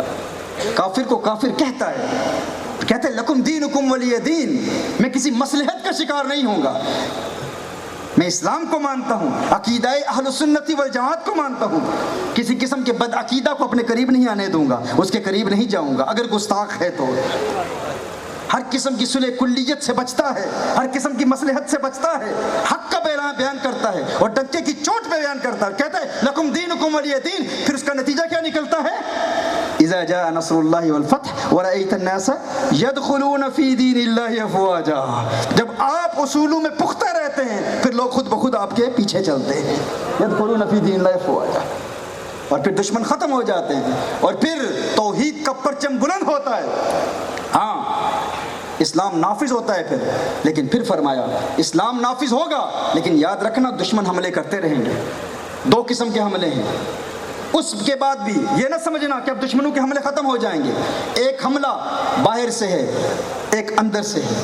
اس کا جواب ہے قل اعوذ برب الفلق میں اور قل اعوذ برب الناس میں. ایک وسوسے ہیں, انسان وسوسوں کا شکار ہوتا ہے, اور ایک جادو کے حملے ہیں. شیاطین کے حملے ہیں. آج اسلام دشمن طاقتیں، زائنسٹ موومنٹس، صہیونی طاقتیں الومناٹی کے ذریعے، فری میسنری کے ذریعے، سیٹنسٹ موومنٹ کے ذریعے مسلمانوں کے ایمان پر حملہ کر رہے ہیں. اپنے آپ کو وسوسوں سے بھی بچانا ہے اور خارجی حملوں سے بھی بچانا ہے. اور ان کو بچانے کا طریقہ کیا ہے؟ ایک روایت ہے کہ انسان کو کھانے اور پانی پینے سے بھی زیادہ جس چیز کی ضرورت ہے وہ ان دو صورتوں کی ضرورت ہے، سورہ فلق اور سورۃ الناس. جو شخص ہر روز 11 مرتبہ سورہ فلق اور سورہ ناس پڑھتا ہے، اللہ جل وعلا اسے وسوسوں سے بھی آزاد کر دیتا ہے اور جنات اور شیاطین اور جادو کے حملوں سے بھی بچا لیتا ہے. یعنی صرف یہ نہیں کہ اب اسلام نافذ ہو گیا، توحید کا پرچم بلند ہو گیا، قل هو اللہ احد آپ نے کہہ دیا، اسلام کا پرچم بلند ہو گیا، اب سب سوچیں بس سب خیر ہے. نہیں، دشمن پھر بھی حملے کریں گے، ان کے حملے جاری رہیں گے. اور پھر مدد طلب کرنی ہے اللہ سے. کن صورتوں کے ذریعے؟ سورہ الفلق اور سورہ الناس کے ذریعے. اور پھر بھی یہ نہیں کہ ختم ہو گیا. اب دیکھیں نبی کریم صلی اللہ علیہ وسلم جب بھی قرآن کی تلاوت کرتے تو حضور اکرم صلی اللہ علیہ وسلم سورۃ الناس کو مکمل کرنے کے بعد پھر بسم اللہ الرحمن الرحیم الحمد للہ رب العالمین پڑھتے. یہ حضور اکرم صلی اللہ علیہ وسلم کی سنت ہے. کیوں؟ اس میں ایک پیغام ہے. یعنی جب بھی قرآن مکمل ہو جاتا تو چند آیتیں بعد والی صورت کی، پہلی صورت کی سورۃ الفاتحہ کی بھی پڑھ لیتے. اس میں پیغام یہ ہے کہ قرآن کا مطالعہ کبھی ختم نہیں ہوتا. یہ کبھی کوئی نہ سمجھے میں نے قرآن پڑھ لیا ہے، میں نے تفسیر پڑھ لی ہے. قرآن کریم کتاب الہی، اسرار و غوامض کی ایک کائنات ہے. اس میں ایسے ایسے میسیجز ہیں، جتنا مطالعہ کرتے جائیں اتنا انسان سمجھتا ہے کہ میں نے کچھ بھی نہیں جانا، میں نے کچھ بھی نہیں پڑھا، میں نے کچھ بھی نہیں سمجھا. قرآن کا مطالعہ جاری رہے، قرآن سے تعلق ہمارا ہمیشہ رہے. اس جہل کا ہے دانش ٹھکانا کچھ بھی. دانش نے کیا دل کو نہ دانا کچھ بھی. ہم جانتے تھے علم سے کچھ جانیں گے، جانا تو یہ جانا کہ نہ جانا کچھ بھی. جانا تو یہ جانا کہ نہ جانا کچھ بھی. ہر بات پہ کہتا تھا من نمی دانم، سچ بات ہے اکبر بڑا عالم تھا. عالم وہی ہوتا ہے جو کہتا ہے میں نے کچھ نہیں جانا. قرآن کا مطالعہ ختم نہیں ہوتا. اسی لیے اور دیکھیں قرآن کریم کی آخری سورت کا سورہ فاتحہ سے کیا تعلق ہے؟ قل اعوذ برب الناس. یہاں پر کیا اللہ نے ارشاد فرمایا؟ رب، برب الناس. اور سورہ الفاتحہ میں الحمدللہ رب العالمین. آخری صورت میں رب اور سورہ فاتحہ میں بھی رب. قل اعوذ یہ قرآن کریم کی آخری صورت کا پہلی صورت کے ساتھ ربط بیان کر رہا ہوں. قرآن کریم کی آخری صورت کا پہلی صورت کے ساتھ ربط کیا ہے؟ قل اعوذ برب الناس الحمدللہ رب العالمین. قل اعوذ برب الناس کے بعد کیا ہے؟ حافظ تو نہیں بیٹھے نا یہاں پر، سارے عالم بیٹھے ہیں. کیا ہے؟ سارے بولے نا، بڑی تعداد میں حافظ بیٹھے ہیں. مجھے پتہ ہے بنگلہ دیشیوں کے حافظے بڑے مضبوط ہوتے ہیں. قل اعوذ برب الناس مالک الناس. یہ دیکھیں قل اعوذ برب الناس الحمدللہ رب العالمین مالک الناس مالک یوم الدین مالک یوم الدین الہ الناس ایاک نعبد و ایاک نستعین. الہ کسے کہتے ہیں؟ جس کی عبادت کی جائے کہ وہی عبادت کا لائق ہے. جو عبادت کا لائق ہو اسے الہ کہتے ہیں. فرمایا ایاک نعبد، ہم تیری ہی عبادت کرتے ہیں. یہ آخر کا شروع سے تعلق ہے. یہ قرآن کے اسرار اور غوامض ہیں. اس پر میں بات کرتا چلا جاؤں تو پھر وہ عشق و محبت کی باتیں رہ جائیں گی. لیکن آپ اہل محبت ہیں، اہل عشق ہیں، لیکن قرآن سے ہمارا تعلق ہے، حضور کے فرمان سے ہمارا تعلق ہے. اس سے ہمیشہ مربوط رہنا ہے. اب ذرا آگے بڑھتے ہیں. فرمایا انا اعطیناک الکوثر، محبوب ہم نے آپ کو الکوثر عطا کیا. اب الکوثر کیا ہے؟ اس کا معنی کیا ہے؟ بہت سارا کلام ہے. کسی نے کہا اس سے مراد قرآن ہے، کسی نے کہا اس سے مراد حضور اکرم صلی اللہ علیہ وسلم کی رحمت ہے، کسی نے کہا کہ اس سے مراد حضور کی شفاعت ہے. بہت ساری تفسیر ہے، بہت سارے اقوال ہیں. اور ایک اصول ہے، اصول یہ ہے کہ التنسیس لا يدل على التخصیص. کہ کہ اگر کسی آیت کے حوالے سے کسی مفسر کا ایک قول مل جائے تو مطلب یہ نہیں ہوتا کہ وہ تفسیر اسی تک محدود ہے۔ مولا علی کرم اللہ وجہ الکریم نے خوارج کے جواب میں رد میں فرمایا تھا ان القرآن حمال الاوجہ، قرآن کریم کی آیات کے متعدد معنی ہوتے ہیں اور ہر معنی درست ہو سکتا ہے، اگر کسی منصوص آیت کے خلاف نہ ہو، صریح قطعی آیت کے خلاف نہ جائے یا کسی اجماعی مسئلے کے خلاف نہ جائے تو وہ ممکن ہوتا ہے۔ تو اس پر بے شمار اقوال ہیں۔ کسی نے کہا الکوثر سے مراد فقط حوض کوثر ہے، لیکن امام مجاہد ارشاد فرماتے ہیں الکوثر کا معنی ہے ای الخیر کلہ، یعنی ہر خیر کا کل عطا فرمایا۔ اچھا الکوثر پر ذرا غور کر لیتے ہیں، الکوثر ہے کیا؟ الکوثر کا معنی کیا ہے؟ الکوثر یہ فوعل کے وزن پر مبالغہ کا صیغہ ہے، یہ مبالغہ ہے، ایگزیجریشن ہے، فوعل کے وزن پر۔ دیکھیں ہم علم بلاغت میں پڑھتے ہیں کہ واو جو ہے یہ یا سے قوی ہوتا ہے، واو میں یا سے زیادہ قوت ہوتی ہے۔ ایک ہوتا ہے کثیر، ایک ہوتا ہے کوثر۔ کثیر میں بھی کثرت ہے لیکن جو کثرت کوثر میں ہے وہ کثیر میں نہیں ہے۔ واو میں قوت ہے زیادہ، کثیر سے زیادہ ہے۔ ایک اور فرق ہے کثیر اور کوثر میں، کثیر اچھے کے لیے بھی استعمال ہوتا ہے، برے کے لیے بھی استعمال ہوتا ہے، ہاں، لیکن کوثر فقط اچھے کے لیے استعمال ہوتا ہے۔ آپ کہتے ہیں نا، آپ کہیں فلاں کے پاس کثیر نیکیاں ہیں، درست ہے، فلاں کے پاس کثیر گناہ ہیں، یہ بھی درست ہے، فلاں کے پاس کثیر حلال مال ہے، صحیح ہے، فلاں کے پاس کثیر حرام مال ہے، پھر بھی صحیح ہے، کیونکہ کثیر اچھے اور برے دونوں کے لیے استعمال ہوتا ہے، لیکن کوثر فقط اچھے کے لیے استعمال ہوتا ہے۔ آپ یہ نہیں کہہ سکتے فلاں کے پاس گناہوں کا کوثر ہے، نہ، کیونکہ کوثر فقط اچھے کے لیے استعمال ہوتا ہے۔ محبوب کی شان کو بیان کیا تو کثیر نہیں فرمایا، الکوثر فرمایا، الکوثر فرمایا۔ اب دیکھیے الکوثر ہے کیا؟ ایک ہوتا ہے قلیل، قلیل کی ضد ہے کثیر، قلیل کی ضد کیا ہے؟ کثیر۔ کثیر کے بعد آتا ہے اکثر، اکثر کے بعد ایک مبالغے کا صیغہ ہے فعال کے وزن پہ آتا ہے کثار، اور ایک وزن ہے کثار فعال کے وزن پر، اور اس کے بعد آتا ہے کوثر، اور کوثر کے بعد آتا ہے الکوثر، الکوثر۔ اب تھوڑا اس کا ایکو بڑھائیں گے، ذرا اس میں جان پیدا کریں گے، آواز میری ذرا بند ہے تو اعلیٰ حضرت کے اشعار پھر مجھے آئیں گے نا، اور مجھے آواز بلند بہت کرنی پڑ رہی ہے ابھی، ہاں۔ تو ایک ہوتا ہے قلیل، قلیل کے بعد اس کی ضد کیا ہے؟ کثیر، کم من فئۃ قلیلہ غلبت فئۃ کثیرہ، تو قلیل کی ضد کیا ہے؟ کثیر ہے۔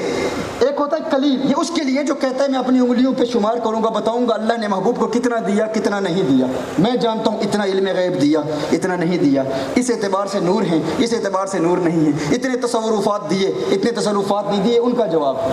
ایک ہوتا ہے قلیل، ایک ہوتا ہے کثیر، کثیر کے بعد ہے اکثر، پھر کہا جا سکتا ہے کثار یا کثار، پھر کہا جا سکتا ہے کوثر، اور کوثر کے بعد ہے الکوثر، جو بڑی رعونت اور بڑے تکبر سے کہتا ہے حضور اکرم صلی اللہ علیہ وسلم مستقبل کے کچھ باتوں کو جانتے ہیں لیکن سب باتوں کو نہیں جانتے، ہمیں نہیں جانتے، علوم خمسہ نہیں جانتے، اللہ نے علم ما کان وما یکون نہیں عطا فرمایا، کچھ عطا فرمایا، اپنی انگلیوں پر جو شمار کرنے کی کوشش کرتا ہے، اتنا دیا اتنا نہیں دیا، اتنے اختیارات دیے اتنے نہیں دیے، اتنے تصرفات دیے اتنے نہیں دیے، میں کہتا ہوں تو اپنی انگلیوں پر اللہ کی عطاؤں کو شمار کرنے کی کوشش کر رہا ہے کہ تو شمار کر سکتا ہے، تو گن سکتا ہے کہ اللہ نے اپنے حبیب کو کتنا دیا کتنا نہیں دیا؟ میں تجھ سے پوچھتا ہوں تو اللہ کے الکوثر کو کیسے شمار کر سکتا ہے؟ تجھ سے یہ پوچھنا چاہتا ہوں کیا تو اللہ کے قلیل کو شمار کر سکتا ہے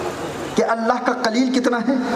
اللہ کے ہاں قلیل کتنا ہے؟ قرآن میں فرمایا قل متاع الدنیا قلیل، محبوب فرما دیجئے اس ساری دنیا میں جو کچھ ہے اللہ کے ہاں قلیل ہے، ساری دنیا میں جو کچھ ہے اللہ کے ہاں کیا ہے؟ قلیل ہے۔ اور مفسرین کہتے ہیں کہ جب دنیا آخرت کے مقابلے میں آئے تو اس سے مراد فقط یہ زمین نہیں ہے، فقط یہ زمین نہیں ہے، پھر اس میں سب کچھ ہے، ساری کائنات ہے، ساری یونیورس ہے، اور یہ یونیورس کتنی بڑی ہے آپ کو کیا اس کا علم ہے؟ یہ ہم جس زمین پر رہتے ہیں یہ تو ایک چھوٹی سی زمین ہے، ایک چھوٹا سا پلانٹ ہے۔ آپ اپنے سولر سسٹم پر غور کریں، نظام شمسی پر غور کریں، اور پھر اپنی گیلیکسی اپنی کہکشاؤں پر غور کریں، صرف اس ملکی وے پر غور کریں، یہ کتنی بڑی ہے، یہ ایک کہکشاں کتنی بڑی ہے۔ ایک وویجر 1 1977 میں ایک اسپیس کرافٹ کو امریکہ میں فلوریڈا سے ناسا نے بھیجا تھا 1977 میں، صرف اس لیے کہ وہ دیکھے کہ اوپر کیا مخلوقات ہیں، اور اس میں پھر کچھ ریکارڈنگز بھی بھیجی۔ اس کی رفتار کتنی تھی؟ 1 سیکنڈ میں 17 کلومیٹر کی رفتار پر وہ پرواز کر رہا ہے، ابھی بھی پرواز کر رہا ہے۔ ایک وویجر 1 بھیجا گیا تھا، اس کے بعد وویجر 2 وہ اگست کے مہینے میں بھیجا گیا تھا 1977 میں، ابھی بھی اس کی پرواز جاری ہے۔ اس رفتار سے اگر اس کی پرواز جاری رہے، یعنی 1 سیکنڈ میں 17 کلومیٹر پر سیکنڈ کی رفتار سے اس کا سفر جاری ہے، اگر یوں ہی اس کا سفر جاری رہے تو اسے 190 ملین سال لگیں گے صرف اس ملکی وے سے باہر نکلنے کے لیے۔ 190 million years it would take just to go out of the Milky Way, just one galaxy. And how many galaxies are there in the world? یہ ایک کہکشاں ہے ہماری ملکی وے۔ اس رفتار سے اگر وہ سفر جاری رکھے تو 190 ملین سال لگیں گے صرف اس سے باہر نکلنے کے۔ اور پوری دنیا میں معلوم کائنات میں نون یونیورس، وہ یونیورس جو آبزرویبل ہے، جسے اسٹرانومرز نے ابھی دیکھا ہے، اس سے آگے کیا ہے اللہ جانتا ہے، اللہ کا حبیب جانتا ہے صلی اللہ علیہ وآلہ وسلم۔ ہاں، جسے اسٹرانومرز نے ابھی دیکھا ہے، اس میں اس ایک کہکشاں جیسی 2 ٹریلین کہکشائیں ہیں۔ یہ ایک کہکشاں ہے ملکی وے۔ اس کو بھیجا کیوں گیا تھا؟ اس میں کچھ ریکارڈنگز رکھی گئی کہ انسان کیسے بات کرتے ہیں۔ اس میں بنگلہ دیشی زبان میں ہیلو کہنے کی آواز بھی ریکارڈ ہو گئی، اردو میں بھی آپ کا کیا حال ہے یہ بات ریکارڈ کر دی، انگلش میں، عربی میں، 55 زبانوں میں آوازیں ریکارڈ کی گئی، اور زمین کی تصویریں نکالی گئی کہ زمین میں جہاز بھی ہوتے ہیں، گاڑیاں یوں چلتی ہیں، تاکہ یہ جب اسپیس کرافٹ آسمانوں میں جائے اور اگر کسی اور پلانٹ میں کوئی زندگی کی کا تصور ہے، کوئی مخلوقات بستی ہیں، تو اگر ان کی ملاقات ان سے ہو جائے، اس اسپیس کرافٹ سے وہ ملیں، تو اس کے اندر سے وہ ریکارڈنگز دیکھیں تاکہ انہیں پتہ چلے کہ زمین پر لوگ کیسے بستے ہیں۔ یہ ان کا ایک تصور تھا، یہ ان کا ایک خیال تھا۔ ہم اس کا انکار کر سکتے ہیں، ہم کہہ سکتے ہیں بھائی قرۂ نور بھی ہے، پھر قرۂ نار بھی ہے، پھر آگے جانا ممکن ہے یا نہیں، یہ اور ڈسکشن ہے۔ ہم اسٹرانومرز کی زبان میں بتا رہے ہیں کہ وہ کیا کہتے ہیں، ان کا کیا خیال تھا۔ تو یہ وویجر 1 انہوں نے بھیجا، اور پھر ان کے نزدیک اس کا سفر بھی جاری ہے۔ اس نے وہاں سے تصویریں بنائی، زمین کی تصویریں بنا کر انہوں نے بھیجی، وہ وہاں سے ڈیٹا بھیج رہے ہیں۔ یعنی وہ جو وویجر 1 ہے وہ ڈیٹا بھیجتا ہے زمین پر تاکہ زمین والوں کو پتہ چلے، وہاں سے تصویریں بنا کر بھیجتے ہیں، اور یہاں سے جو آوازیں بھیجی گئی کہ اگر وہاں کوئی مخلوق بستی ہے، کیونکہ اللہ کی مخلوق تو بہت بڑی ہے۔ غوث اعظم نے کیا فرمایا تھا؟ غوث اعظم نے کیا فرمایا تھا کہ میں نے اپنے ہاتھ کی ہتھیلی پر کیا دیکھا؟ نظر تو الہ بلاد الارض فرمایا یا بلاد اللہ فرمایا؟ بلاد اللہ فرمایا۔ یہ نہیں فرمایا کہ میں نے اپنے ہاتھ کی ہتھیلی پر زمین کے شہروں کو دیکھا، نہیں، فرمایا اللہ کے تمام شہروں کو دیکھا ہے۔ یعنی غوث پاک فقط اس زمین کے شہروں کو نہیں دیکھتے، وہ بغداد میں ہیں تو یہ کہتا ہے بنگلہ دیش والوں کو دیکھتے ہیں یا نہیں دیکھتے، ہندوستان والوں کو دیکھتے ہیں یا نہیں دیکھتے، برطانیہ والوں کو دیکھتے ہیں یا نہیں دیکھتے، وہ بغداد میں ہیں تو کیسے دیکھ سکتے ہیں؟ میں نے کہا عقل کے اندھے، عقل کے ناخن لے، تو نے غوث پاک کے تصرفات کو جانا ہی کہاں ہے، سمجھا ہی کہاں ہے؟ تو ابھی اس چکر میں ہے کہ زمین کے شہروں کو جانتے ہیں یا نہیں، دیکھتے ہیں یا نہیں۔ انہوں نے زمین کے شہروں کا ذکر نہیں کیا، وہ فرماتے ہیں نظر تو الی بلاد اللہ، میں نے اللہ کے شہروں کو دیکھ لیا، یعنی زمین میں جو بستا ہے اسے بھی جانتا ہوں، آسمان میں جو بستا ہے اسے بھی جانتا ہوں، میں ملکی وے کو جانتا ہوں۔ اللہ کے اکثر کو کیا شمار کرے گا؟ جب اللہ کے اکثر کو شمار نہیں کر سکتا تو اللہ کے کسار کو کیا شمار کرے گا؟ جب اللہ کے کسار کو شمار نہیں کر سکتا تو اللہ کے کوثر کو کیا شمار کرے گا؟ اور جب اللہ کے کوثر کو شمار نہیں کر سکتا تو پھر آمنہ کے لال کے الکوثر کو کیا شمار کرے گا؟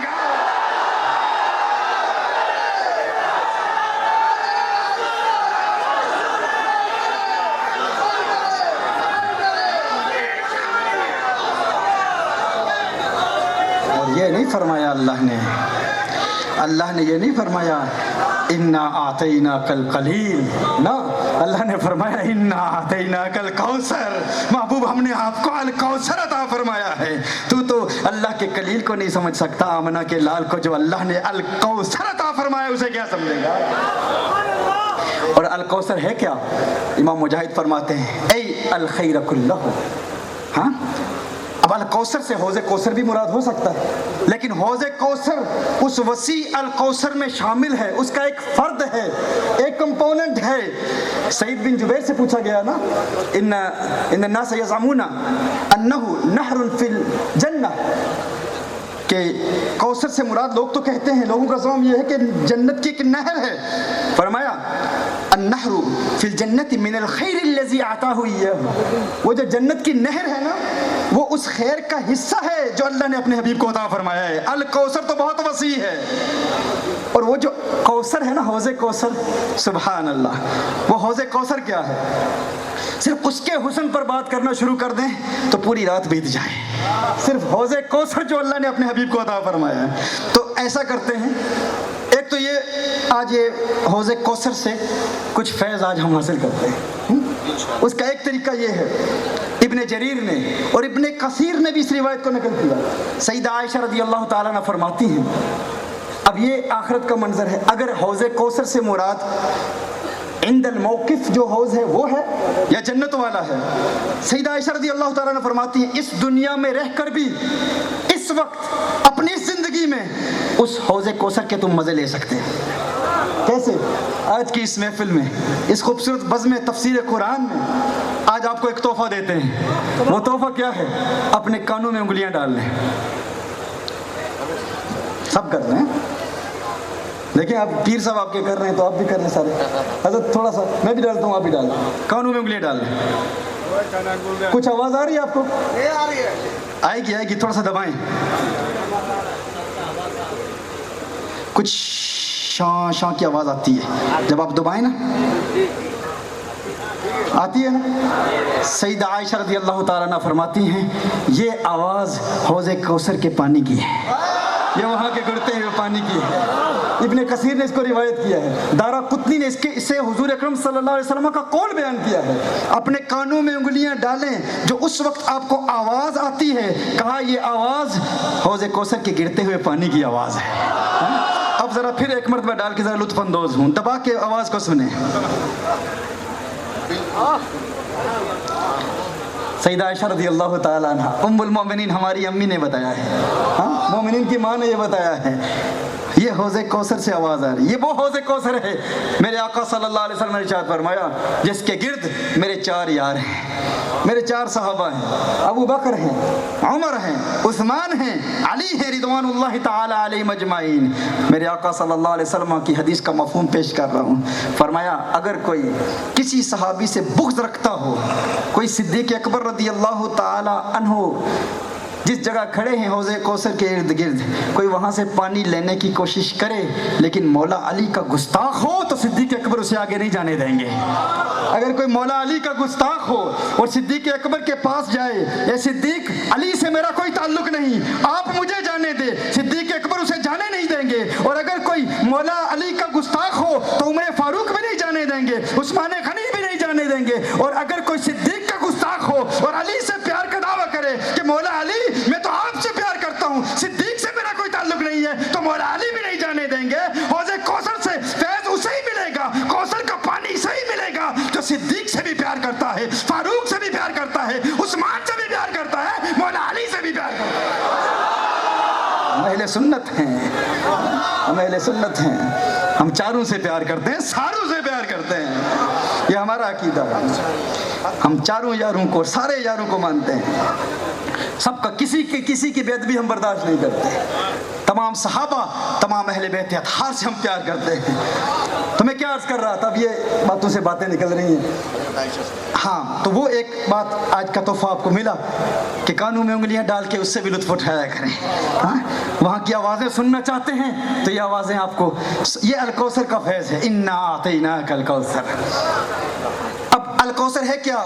امام مجاہد فرماتے ہیں اے الخیر کلہ، ہر خیر کا کل عطا فرمایا۔ امام مجاہد کون ہیں؟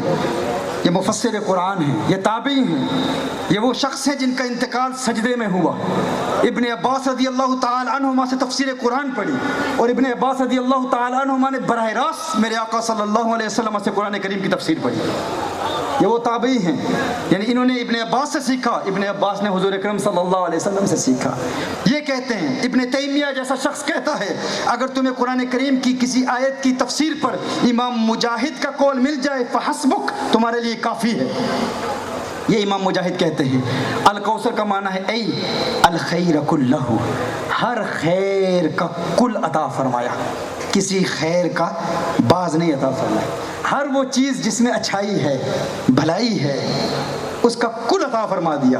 میں آپ سے پوچھنا چاہتا ہوں، بتائیے مجھے، کیا جہالت میں خیر ہے؟ کیا جہالت میں خیر ہے؟ ہاں، کس میں خیر ہے؟ علم میں خیر ہے۔ انا آتینا کل کوثر، آپ کی مسکراہٹ بتا رہی ہے، میں نے بھی اشارہ کیا ہے، آپ علماء تو پہلے ہی منزل تک پہنچے ہوئے ہوتے ہیں۔ امام مجاہد فرماتے ہیں انا آتینا کل کوثر اے الخیر کلہ، ہم نے آپ کو الکوثر عطا فرمایا، یعنی ہر خیر کا کل عطا فرمایا، کسی خیر کا بعض نہیں عطا فرمایا۔ آپ خود تسلیم کر چکے علم میں خیر ہے، جہالت میں خیر نہیں ہے۔ اب کوئی عقل کا اندھا کہے اللہ نے حضور کو بعض علوم غیبی عطا فرمائے ہیں، کل علوم غیبی عطا نہیں فرمائے، تو ہم کہتے ہیں تم خود کہہ چکے نا کہ جہالت میں خیر نہیں، علم میں خیر ہے۔ امام مجاہد نے فرمایا الکوثر کا معنی کیا ہے؟ اے الخیر کلہ، یعنی ہر خیر کا کل عطا فرمایا۔ تو ماننا پڑے گا اگر علم میں خیر ہے، ہر خیر کا کل عطا فرمایا، تو علم غیب بھی کلی عطا فرمایا، بعض علوم غیبیہ نہیں عطا فرمایا۔ بعض علوم غیبیہ یعنی ہر خیر کا کل، یعنی علم غیب بھی کل عطا فرمایا۔ ایک ماہ بدن، نورانی بدن، نیچی نظریں سب کی خبریں، نیچی نظریں سب کی خبریں، وہ دکھا کے پون، وہ سنا کے سخن، مورا پھونک گیا سب تن من دھن۔ وہ میرے آقا ہیں، ہر خیر کا۔ اچھا مجھے یہ بتائیں آپ، کیا تاریکی میں خیر ہے یا روشنی میں خیر ہے؟ ہاں، تاریکی میں خیر ہے یا روشنی میں خیر ہے؟ نور میں خیر ہے یا اندھیرے میں خیر ہے؟ ہر شخص کہتا ہے نور میں خیر ہے، نور میں خیر ہے نا، اندھیرے میں خیر نہیں ہے۔ کہا میں نور تو مانتا ہوں لیکن نور ہدایت مانتا ہوں، ہدایت کا نور ہے، نور حسی نہیں مانتا، میں نور مانوی مانتا ہوں۔ نور تو مانتا ہوں لیکن جسم تو نور نہیں ہے، ہدایت کا پیغام لے کے آئے، ہدایت کے نور ہیں۔ میں نے کہا نہیں، امام مجاہد فرماتے ہیں اے الخیر کلہ، ہر خیر کا کل عطا فرمایا، کسی خیر کا بعض نہیں عطا فرمایا۔ اور آپ خود تسلیم کر چکے تاریکی میں خیر نہیں، روشنی میں خیر ہے، نور میں خیر ہے۔ جب نور خیر ہے، امام مجاہد فرماتے ہیں انا آتینا کل کوثر اے الخیر کلہ، محبوب ہم نے آپ کو الکوثر عطا فرمایا، یعنی ہر خیر کا کل عطا فرمایا، کسی خیر کا بعض نہیں عطا فرمایا۔ آپ خود تسلیم کر چکے نور خیر ہے، تو ماننا پڑے گا محبوب کو بعض اعتبار سے نور نہیں، ہر اعتبار سے نور عطا فرمایا، ہر اعتبار سے نور ہے، یعنی محبوب تیری آنکھیں بھی نورانی، تیری زلفیں بھی نورانی، تیرے لب بھی نورانی، لبوں پر تبسم کی کھلکھلاہٹ بھی نورانی۔ محبوب تو عالم بیداری کا بھی نور، تو عالم خواب کا بھی نور، تیرا چلنا بھی نورانی، تیرا بیٹھنا بھی نورانی، تیرا اٹھنا بھی نورانی، تیرا آنکھیں کھولنا بھی نورانی، تیرے لبوں سے نکلتے ہوئے الفاظ بھی نورانی، الفاظ بھی نورانی، تیری ہر ادا نور، اور تیرا نور ہونا تو کجا تیری نسل پاک میں ہے، بچہ بچہ نور کا تو ہے، عین نور تیرا سب گھرانہ نور کا۔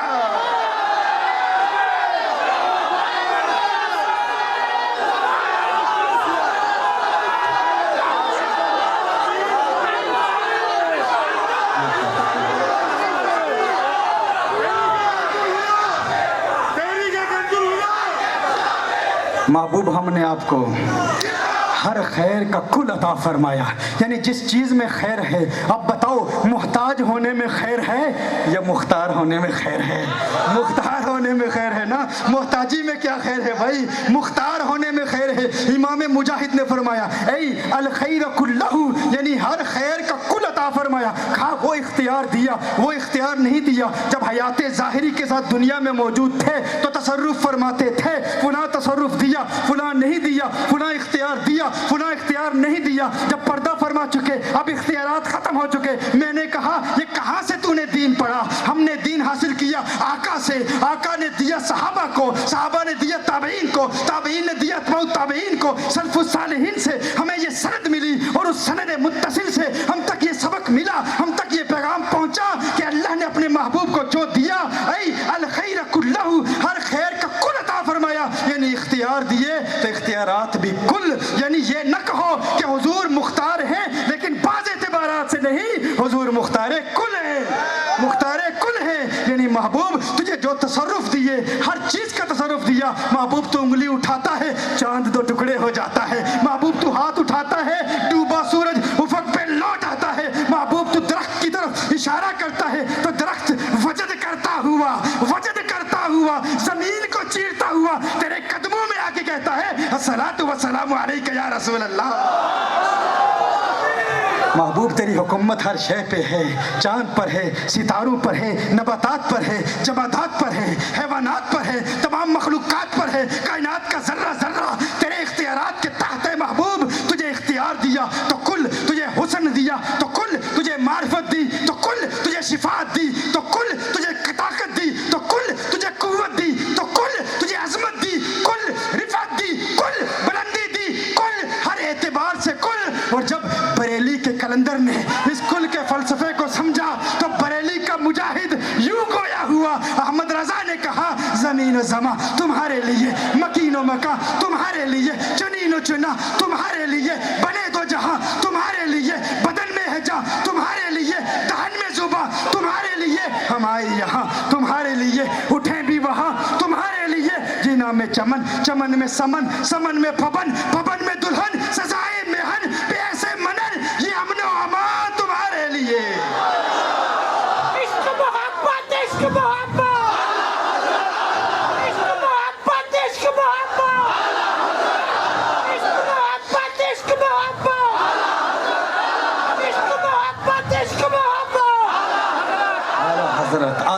اعلیٰ حضرت نے کیا خوبصورت تصور باندھا، کل کا فلسفہ کیسے سمجھایا. اے الخیر کلہ، ہر خیر کا کل عطا فرمایا، کسی خیر کا باز نہیں عطا فرمایا. کہا جینا میں چمن، چمن میں سمن، سمن میں پھبن، پھبن میں دلہن، سزائے مہن بے ایسے منن، یہ امن و امان تمہارے لیے. پھر کل کا فلسفہ کیسے سمجھایا؟ کہا رسالت کل، امامت کل، سیادت کل، امارت کل، حکومت کل، ولایت کل، خدا کے یہاں تمہارے لیے، خدا کے یہاں تمہارے لیے. ہر خیر کا کل عطا فرما دیا، کسی خیر کا باز نہیں عطا فرمایا. یہ انا آتینا کل کوثر کا ایک معنی بھی میں نے بیان کیا ہے، فقط ایک معنی بھی بیان ہوا ہے، اس میں تو بے شمار معانی ہیں. اللہ جل وعلا نے اپنے محبوب صلی اللہ علیہ وسلم کو عطا کیا. اچھا عطا کیا ہے؟ ایک ہوتا ہے عطا کرنا، ایک ہوتا ہے دینا. آتا اور آتا میں فرق ہے. آتا یعطی یہ اور ہے، آتا یہ اور ہے. یہ مولویوں کی بولی ہے، علماء کی اصطلاحات ہیں. اگر سٹیج پر کچھ آپ کو مایوس چہرے نظر آ رہے ہوں تو انہیں نہیں سمجھ آئے گا، کیونکہ یہ کیمبرج یونیورسٹی سے پڑھنے کے بعد بھی لوگ آتے ہیں تو حیران ہوتے ہیں کہ یار درس نظامی کا سلیبس کیا ہے. ہم تو ایک فن پڑھتے ہیں، یہاں تو 14 فنون پڑھائے جاتے ہیں. تو یہ کچھ لوگوں کے بس کی بات نہیں ہے، لیکن پھر بھی میں انشاءاللہ آسان الفاظ میں بیان کرتا ہوں. میں دیکھ رہا ہوں کہ اگرچہ باتیں وزنی ہیں لیکن عاشق مصطفیٰ ہیں، اس کا وزن اٹھا لیتے ہیں الحمدللہ. ہاں آپ کے چہروں پر مسکراہٹ بتا رہی ہے کہ الحمدللہ یہ مشکل باتیں بھی آپ سمجھ لیتے ہیں، لیکن یہ علم ہے. ہمارے ہاں تو میں الحمدللہ ویسٹ میں پڑھا ہوں، لیکن جب یہاں ہند و پاک میں آتا ہوں، یہاں سے لوگ کہتے ہیں کہ مجھ سے پڑھنے کے لیے برطانیہ جائیں گے، مجھ سے علوم و فنون پڑھیں گے. میں کہتا ہوں آج بھی تمہاری مسجدوں کا وہ بابا سیدھا سادہ شخص جس نے کندھے پہ چادر ہے اس کے اور سیدھے سادے تہمد پہنے ہوئے ہو لنگی آپ کہتے ہیں، شاید آپ دیکھتے ہیں تو آپ کو شاید محسوس ہی نہیں ہوتا کہ وہ علوم کی دنیا کا کتنا بڑا بادشاہ ہے. یہاں سے لوگ کیمبرج جاتے ہیں، ہارورڈ یونیورسٹی جاتے ہیں. میں کیا پڑھنے کے لیے؟ فلسفی پڑھنے کے لیے، فلسفہ. میں کہتا ہوں وہ فلسفہ سارا ہمارے درس نظامی کے مولوی کو پہلے سے آتا ہے. تو مولوی کو چھوٹا ٹائٹل نہیں ہے، مولوی بہت بڑا عالم ہوتا ہے۔ آج کل تو کسی کو مولوی صاحب کہیں تو ناراض ہو جاتے ہیں، کیونکہ عوام نے لفظ مولوی کو اتنا کمزور بنا دیا ہے، ہاں اتنا کمزور۔ مولوی یہ بہت بڑا ٹائٹل ہے، بہت بڑا ٹائٹل ہے، اس کی قدر کیا کریں، اور علماء بھی اپنی ذمہ داری کا احساس کریں کہ اللہ نے جو مقام دیا ہے خودداری اور غیرت کے ساتھ، وقار کے ساتھ حق کو بیان کریں، جہاں بھی جائیں کلمہ حق بیان کریں۔ تو یہ اعطاء اور ایتا میں ایک فرق ہے۔ دیکھیے، میں کسی شخص کو کوئی چیز دیتا ہوں، مثال کے طور پر یہ پیپر ہے، میں ان کو دیتا ہوں۔ آپ کا نام کیا ہے؟ ارشاد محمود صاحب کو میں یہ پیپر دیتا ہوں، تو علامہ شیخ حسن عذری صاحب مجھے کہیں کہ وہ پیپر کہاں ہوا، کہاں گیا، تو میں نے کہا میں نے ان کو دیا، ٹھیک ہے، دیا۔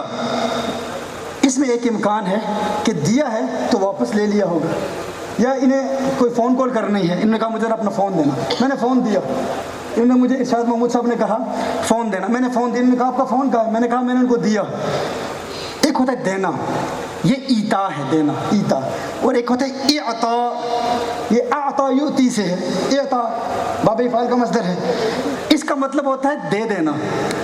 دینے اور دے دینے میں بہت بڑا فرق ہے۔ میں نے اپنا فون انہیں دیا، انہوں نے پوچھا کہاں گیا، میں نے کہا انہیں دیا ارشاد محمود صاحب کو۔ اچھا دیا تو واپس لے لیا ہوگا نا، تو میں نے اگر کہا دیا تو امکان ہے واپس لے لیا ہوگا، لیکن میں نے کہا بھائی میں نے ارشاد محمود صاحب کو دے دیا، اب اس کا مطلب یہ ہے کہ تحفہ کر دیا، ہبہ کر دیا، دے دیا۔ اللہ نے نہیں فرمایا محبوب ہم نے آپ کو الکوثر دیا، کہا اعطیناک الکوثر، محبوب فقط دیا نہیں دے دیا، اب تیرا ہے تو جو مرضی کر، دے دیا۔ اچھا ایک اور بات بھی یہاں بتا دوں، چونکہ آپ ماشاءاللہ اس علمی نکات سے بھی محظوظ ہو رہے ہیں، تو ایک ہوتا ہے ہبہ، ہبہ کرنا ہوتا ہے تحفہ دینا، ایک ہبہ ہوتا ہے قابل اقالہ، ایک ہوتا ہے ناقابل اقالہ، ایک بالعوض ہوتا ہے، ایک بلا عوض ہوتا ہے۔ ہاں اقالہ وہ ہبہ ہوتا ہے کہ آپ کسی کو دیں تو آپ پھر واپس بھی کلیم کر سکتے ہیں، آپ کورٹ میں جا کے کہہ سکتے ہیں مجھے واپس لینا ہے۔ مثال کے طور پر شیخ عبد المصطفیٰ صاحب، عبید المصطفیٰ صاحب نعیمی نقشبندی حفظہ اللہ تعالی، میں ان کو اپنی مہنگی گاڑی دے دیتا ہوں کہ جو آپ کو میں نے ہبہ کر دی، آپ کو تحفہ دے دیا۔ اب گاڑی تحفہ دینے کے بعد یہ پاسبلٹی ہے ہبہ کرنے کے بعد کہ میں ان سے واپس لے لوں، کہوں کہ پھر مجھے واپس دے دیں، لیکن اگر کوئی بڑی چیز ہبہ کر دی، ہبہ کرنے کے بعد اس کے مقابلے میں کوئی چھوٹی چیز واپس لے لوں تو یہ ہبہ ناقابل اقالہ ہو جاتا ہے۔ میں کہوں کہ آپ مجھے اپنا پین دے دیں، میں نے ان کو اپنی گاڑی دے دی، ایک مہنگی گاڑی ان کو دے دی، ہبہ کر دی، میں نے آپ کو تحفہ دے دیا، لیکن اس کے عوض، اس کے بدلے میں آپ مجھے اپنا پین دے دیں، یہ مجھے اپنا قلم دے دیتے ہیں، تو یہ ہبہ کیسا ہے؟ یہ بالعوض ہے اور ناقابل اقالہ ہے۔ اب میں نہیں کہہ سکتا کہ آپ مجھے میری گاڑی واپس دیں، کیوں؟ کیونکہ اتنی بڑی چیز دے کر اگر چھوٹی سی چیز بھی لے لی نا، اب میں گاڑی واپس نہیں لے سکتا۔ یہ تو مخلوق کے لیے ہے، لیکن اللہ جل وعلا نے حضور اکرم صلی اللہ علیہ وسلم کو عطا فرما کے اللہ نے ایک پیغام دیا ہے، محبوب میں نے تجھے دیا ہے الکوثر، سارا جہان دے دیا، سب کچھ دے دیا، محبوب میں نے یہ ہبہ کیا ہے، لیکن یہ ہبہ ہے کیسا؟ محبوب تیرے اصولوں کی بنیاد پر، تاکہ تیرے امتی جب علم فقہ پڑھیں گے، ہم تو حضور کی شان بیان کرتے ہوئے پوری کتاب البیوع پڑھا دیتے ہیں، کتاب البیوع پڑھاتے بھی حضور کی شان بیان ہوتی ہے۔ اللہ جل وعلا نے اپنے محبوب کو الکوثر عطا کیا، محبوب میں نے تجھے اتنی بڑی نعمت عطا فرما دی، اب اس کے عوض میں فصلی لربک وانحر، اتنا کچھ دیا ہے محبوب، اب اس کے عوض تو نماز دے اور قربانی دے، تاکہ دنیا کو پتہ چل جائے یہ سودا پکا ہو چکا ہے محبوب، میں نے تجھے دیا ہے، اب کبھی واپس لوں گا نہیں، کیونکہ فقط دیتا تو واپس بھی لے لیتا، وَلَلْآخِرَةُ خَيْرٌ لَكَ مِنَ الْأُولَىٰ میں بھی یہی پیغام ہے، تیری ہر آنے والی گھڑی پہلی گھڑی سے بہتر ہے، محبوب اب دیا ہے، اس کے بدلے میں نماز دے، قربانی دے، تاکہ دنیا جان لے جو دیا ہے ہمیشہ ہمیشہ کے لیے دیا ہے، تیرا رب اب کبھی واپس لے گا نہیں۔ یہ ناقابل اطالہ ہبہ مخلوق کے لیے ہوتا ہے، لیکن اشارہ اللہ نے محبت کا یہاں پر دے دیا ہے، محبوب دیا۔ اب اس میں ہمارے لیے پیغام کیا ہے، پریکٹیکل لائف میں پیغام کیا ہے؟ جب بھی کوئی صدمہ پہنچے، جب بھی کوئی زندگی میں تکلیف آئے تو اللہ کی عطاؤں پر غور کرو، اس کا فائدہ کیا ہوگا، اور اللہ کا شکر ادا کرتے رہو۔ جو اللہ نے دیا ہے اس پر غور کرتے رہو، اللہ کا شکر ادا کرتے رہو، پھر اس کا فائدہ کیا ہوگا؟ جو ہے وہ محفوظ رہے گا، ایک محفوظ رہے گا، اس سے آپ لطف بھی اٹھائیں گے، آپ اسے انجوائے بھی کریں گے، اور جو نہیں ہے اس شکر کی برکت سے اللہ وہ بھی عطا فرما دے گا۔ اور ناشکری کا وبال کیا ہے، عذاب کیا ہے؟ جو ہے آپ اس کو انجوائے بھی نہیں کر پائیں گے، اور جو نہیں ہے اللہ وہ بھی نہیں دے گا، اور جو ہے بالآخر وہ بھی ہاتھوں سے جاتا رہے گا۔ یہ ناشکری کا عذاب ہے۔ لئن شکرتم لازیدنکم، اللہ ارشاد فرماتا ہے کہ تم میرا شکر ادا کرو گے تو میں اضافہ کروں گا۔ یعنی مثال کے طور پر آپ کے پاس ایک گھر ہے یا ایک گاڑی ہے، آپ چاہتے ہیں میری 3 گاڑیاں ہوں۔ اب جو ایک گاڑی آپ کے پاس ہے یا ایک سائیکل ہے، کسی کے پاس گاڑی ہے، آپ چاہتے ہیں میرے پاس گاڑی ہو، یا آپ کے پاس 1 لاکھ ٹکا ہے، 1 لاکھ ٹکا، آپ چاہتے ہیں میرے پاس 1 ملین ہو جائے۔ اگر آپ اس 1 لاکھ پر غور کرتے رہیں اور اس پر اللہ کا شکر ادا کرتے رہیں تو اس کا فائدہ کیا ہوگا؟ جو 1 لاکھ ہے وہ محفوظ بھی رہے گا۔ ہر روز رات سونے سے قبل اللہ کی بارگاہ میں شکر ادا کریں ان نعمتوں پر جو اللہ نے عطا کی ہیں۔ اللہ نے اولاد دی ہے، یا اللہ تیرا شکر۔ اللہ نے مکان دی ہے، یا اللہ تیرا شکر۔ اللہ نے صحت عطا فرمائی، یا اللہ تیرا شکر۔ کچھ کوالٹی ٹائم نکال کے ہر روز رات سونے سے قبل اللہ کی نعمتوں پر شکر ادا کریں۔ جو اللہ نے دیا ہے اس کا فائدہ کیا ہے؟ جو ہے وہ محفوظ بھی رہے گا، ایک آپ اس سے لطف بھی اٹھائیں گے، آپ اسے انجوائے بھی کریں گے، اور جو نہیں ہے اس شکر کی برکت سے اللہ وہ بھی عطا فرما دے گا۔ اور اگر یہ کام نہ کیا تو جو ہے اس کو آپ انجوائے بھی نہیں کر پائیں گے۔ کتنے ملٹی ملینئر لوگ ہیں جنہیں ہم جانتے ہیں، وہ اس کنزیومرزم کی رٹ ریس میں پڑے ہیں، پیسہ کمانے کی رٹ ریس میں۔ ملینز ہیں لیکن ان کی توجہ ان ملینز پر نہیں ہے جو ان کے پاس ہیں، ان کی توجہ بلینز پر ہے جو ان کے پاس نہیں ہے۔ ملینز ہیں ان کے پاس لیکن اپنی فیملی کے ساتھ، اپنے بچوں کے ساتھ بیٹھ کے 1 کپ چائے پینے کا بھی ان کے پاس ٹائم نہیں ہوتا، اور یوں وقت گزرتا جاتا ہے۔ ان چھوٹی چھوٹی خوشیوں سے محروم رہتے ہیں، جو گھر کے اندر خوشیاں ہیں ان سے محروم رہتے ہیں، ان سے لطف نہیں اٹھا پاتے۔ کیوں؟ جو ہے آپ اس سے کبھی انجوائے نہیں کر پائیں گے اگر اس پر غور کرتے رہے جو نہیں ہے، اور جو ہے وہ ہاتھ سے چلا بھی جائے گا، اور جو نہیں ہے وہ بھی کبھی نہیں ملے گا۔ لیکن جو ہے اگر آپ اس پر غور کرتے رہے، فرمایا انا اعطیناک الکوثر، محبوب بیٹا میں نے لے لیا ہے، اب اس کی طرف توجہ نہ دے کہ میں نے لیا کیا ہے، اس کی طرف توجہ دے میں نے دیا کیا ہے، دیا کیا ہے۔ دیکھیں جب کوئی فوت ہوتا ہے نا تو اکثر ہم کیا کرتے ہیں، ہم افسوس کے لیے جاتے ہیں۔ اللہ نے مائنڈ کیسے شفٹ کیا، پازیٹیوٹی کا میسج کیسے دیا؟ ہم پہلی بات ہی کرتے بہت افسوس ہوا، فلاں کا انتقال ہو گیا، تیرے فلاں رشتہ دار کا انتقال ہو گیا۔ اللہ جل وعلا نے اس نیگیٹو مائنڈ سیٹ کو کس طرح پازیٹیوٹی میں شفٹ کیا ہے، منفی سوچ کو مثبت میں کیسے شفٹ کیا ہے۔ امت کے لیے پیغام کیا ہے؟ الکوثر کا فیض جو امت کو ملا، امت کے لیے پیغام کیا ہے؟ کبھی بھی صدمہ پہنچے تو اللہ جل وعلا نے افسوس کا ذکر بھی نہیں کیا، فوراً مائنڈ سے شفٹ کر دیا، ادھر دیکھو کہ دیا کیا ہے۔ اس کا فائدہ کیا ہوگا کہ جو ہے اللہ تعالیٰ محفوظ بھی رکھے گا، اس کو آپ انجوائے بھی کریں گے، لطف اندوز بھی ہوں گے، اور جو نہیں ہے اللہ وہ بھی عطا فرما دے گا۔ موسیٰ علیہ السلام اللہ کی بارگاہ میں جا رہے ہیں، ایک فقیر ملتا ہے، ایک غریب شخص موسیٰ علیہ السلام کی بارگاہ میں عرض کرتا ہے، دیکھا کہ اس کے پاس پہننے کے کپڑے بھی نہیں ہیں، بالکل غریب سا شخص ہے اور ریت سے سطر ڈھانپے ہوئے ہیں۔ موسیٰ علیہ السلام سے کہتا ہے کہ اے موسیٰ تو اللہ کے پاس جا رہا ہے، میرا پیغام پہنچا دینا کہ اللہ مجھے کب عطا فرمائے گا، مجھے کب دے گا، مجھے تو نے کچھ بھی نہیں دیا۔ موسیٰ علیہ السلام نے فرمایا ٹھیک ہے میں تیرا پیغام اللہ تک پہنچا دوں گا۔ ایک امیر شخص آتا ہے جس کے پاس مال و دولت کی فراوانی ہے، بہت بڑا مالدار شخص ہے، میرا اللہ تک پیغام پہنچا دینا اے موسیٰ۔ کیا پیغام ہے؟ اللہ تو نے مجھے اتنا دیا ہے، اتنا دیا ہے، اب سنبھالا نہیں جاتا، اب کیسے سنبھالوں، اب دینے کا سلسلہ روک دے، اب نہ عطا کر، مزید عطا نہ کر۔ موسیٰ علیہ السلام نے فرمایا ٹھیک ہے تیرا پیغام دے دوں گا۔ موسیٰ علیہ السلام اللہ کی بارگاہ میں حاضر ہو کر واپس آتے ہیں۔ جب واپس آتے ہیں تو وہ فقیر بیٹھا ہے، میرا پیغام دیا۔ اللہ نے کیا جواب دیا؟ اللہ نے ارشاد فرمایا کہ اس فقیر کو پیغام دے دے، تو میرا شکر ادا کرنا شروع کر دے، میں تجھے عطا کرنا شروع کر دوں گا۔ تو شکر ادا کرنا شروع کر دے، میں تجھے عطا کرنا شروع کر دوں گا۔ اس فقیر نے کہا، غریب شخص نے کہا، میں اللہ کا کس بات پر شکر ادا کروں؟ اللہ نے مجھے دیا کیا ہے؟ اے موسیٰ دیکھ نہیں رہا، پہننے کے کپڑے بھی نہیں ہیں، ریت سے سطر ڈھانپے ہوئے ہوں۔ اس کا یہ کہنا تھا، یہ ناشکری کے جملے اس کی زبان سے نکلے۔ ہوا کا تیز جھونکا آیا اور جو ریت اس کے سطر کو ڈھانپے ہوئے تھی اسے بھی اڑا کے لے گیا۔ جو تھا وہ بھی چلا گیا، جو تھا وہ بھی، یہ ناشکری کا وبال ہے، جو تھا وہ بھی چلا گیا۔ پھر وہ امیر شخص آیا، اے موسیٰ میرا پیغام اللہ تک پہنچایا۔ اللہ نے کیا ارشاد فرمایا؟ اللہ نے ارشاد فرمایا یہ میرا شکر گزار بندہ ہے، شکر ادا کرتا ہے، اسے کہہ کہ اگر سنبھالا نہیں جاتا نا میری عطاؤں کو تو پھر تو میرا شکر ادا کرنا چھوڑ دے، میں عطا کرنا چھوڑ دوں گا۔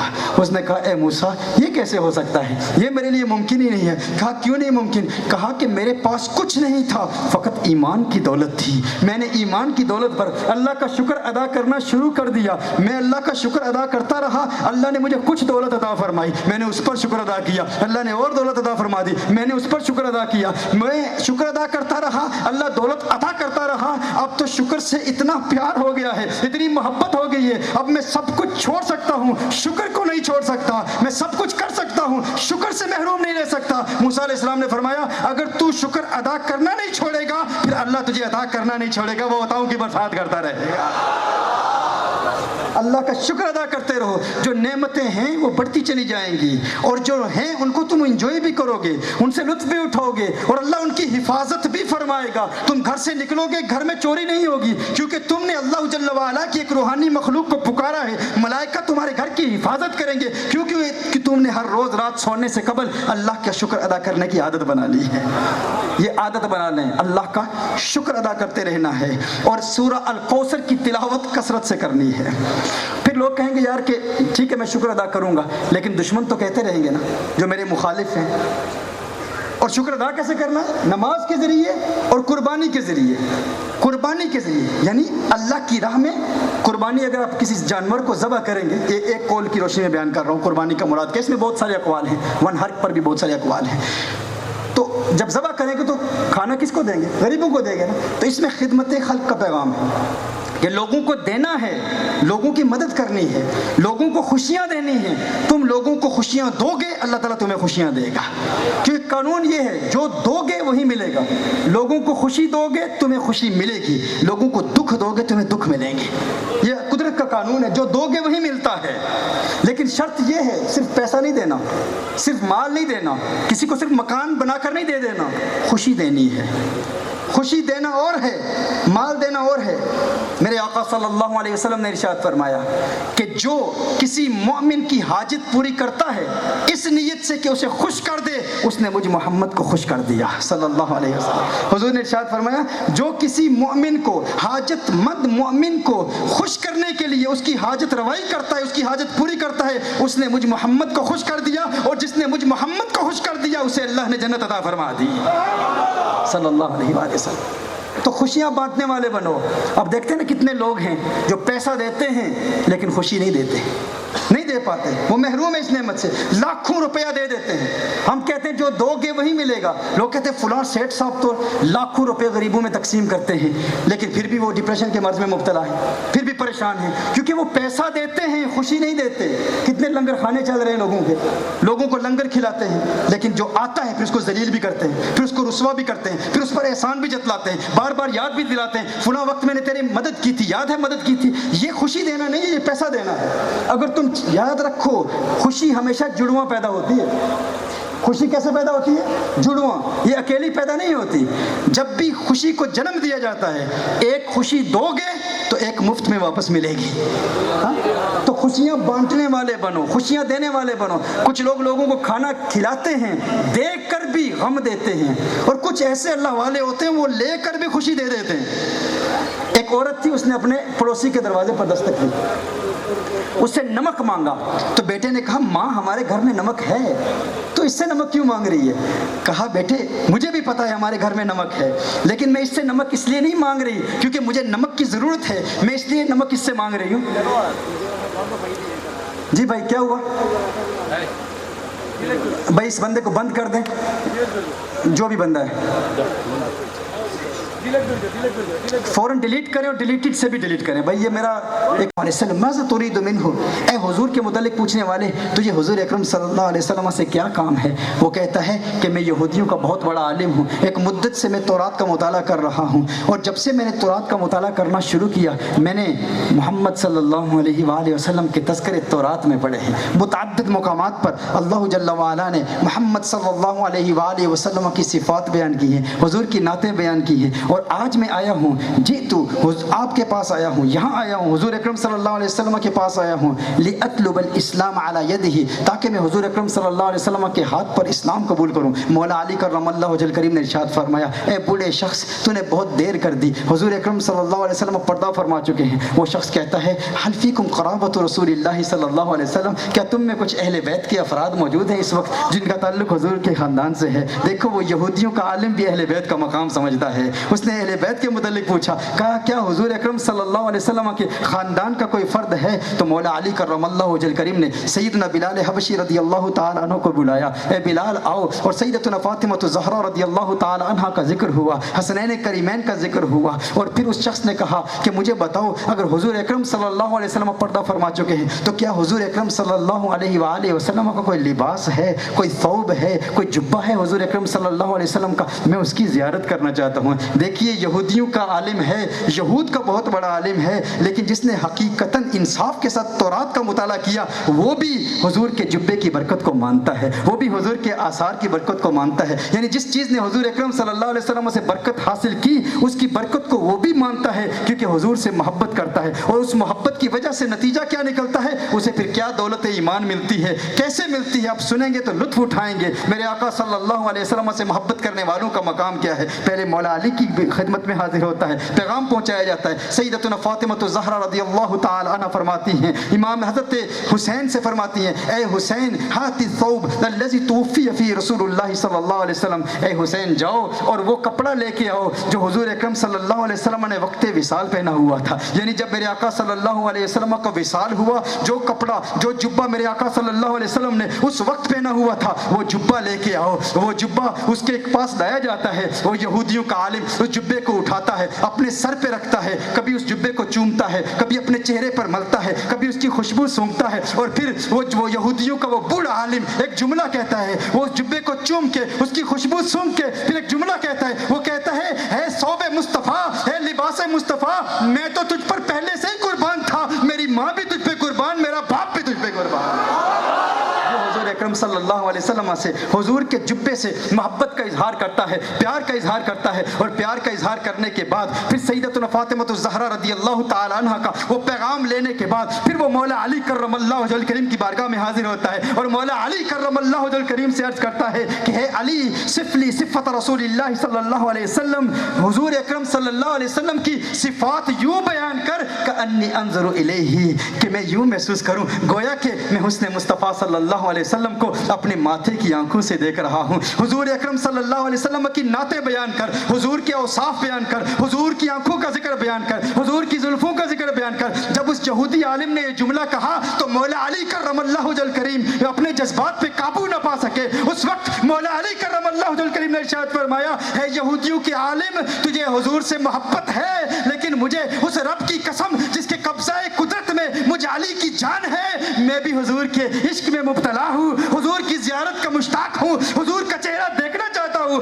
مولا علی کرم اللہ وجہ کریم کی آنکھوں سے اشکوں کے برسات جاری ہو گئی. اس نے کہا حضور کی صفات تو بیان کرو، بتاؤ میرے آقا کیسے ہیں؟ مولا علی کرم اللہ وجہ کریم نے حضور کی نعتیں بیان کرنا شروع کر دی. گویا کہ مولا علی کرم اللہ وجہ کریم حضور کی آنکھوں کا حسن بیان کر رہے ہیں، حضور کے گالوں کا حسن بیان کر رہے ہیں، حضور کے لبوں کا حسن بیان کر رہے ہیں، حضور کے ہاتھوں کا حسن بیان کر رہے ہیں، حضور کی اداؤں کا حسن بیان کر رہے ہیں. حدیث کے الفاظ ہیں کہ مولا علی نے جو حسن بیان کیا وہ یہودیوں کا عالم تصدیق کرتا رہا. مولا علی کہتے حضور کی آنکھیں ایسی ہیں، وہ کہتا من نوعن، میں نے تورات میں پڑھا ہے حضور کی آنکھیں بالکل ایسی ہیں. علی تو نے اپنی آنکھوں سے دیکھا، میں نے تورات میں دیکھا. مولا علی کہتے حضور یوں کلام کرتے، یہودیوں کا عالم کہتا تو نے تو اپنی آنکھوں سے دیکھا، میں نے تورات میں دیکھا. حضور یوں کلام کرتے تھے. مولا علی کہتے حضور یوں ہاتھ اٹھاتے، وہ یہودیوں کا عالم کہتا تو نے اپنی آنکھوں سے دیکھا، میں نے تورات میں پڑھا. حضور یوں ہاتھ اٹھاتے، یوں چلتے، یوں گفتگو کرتے،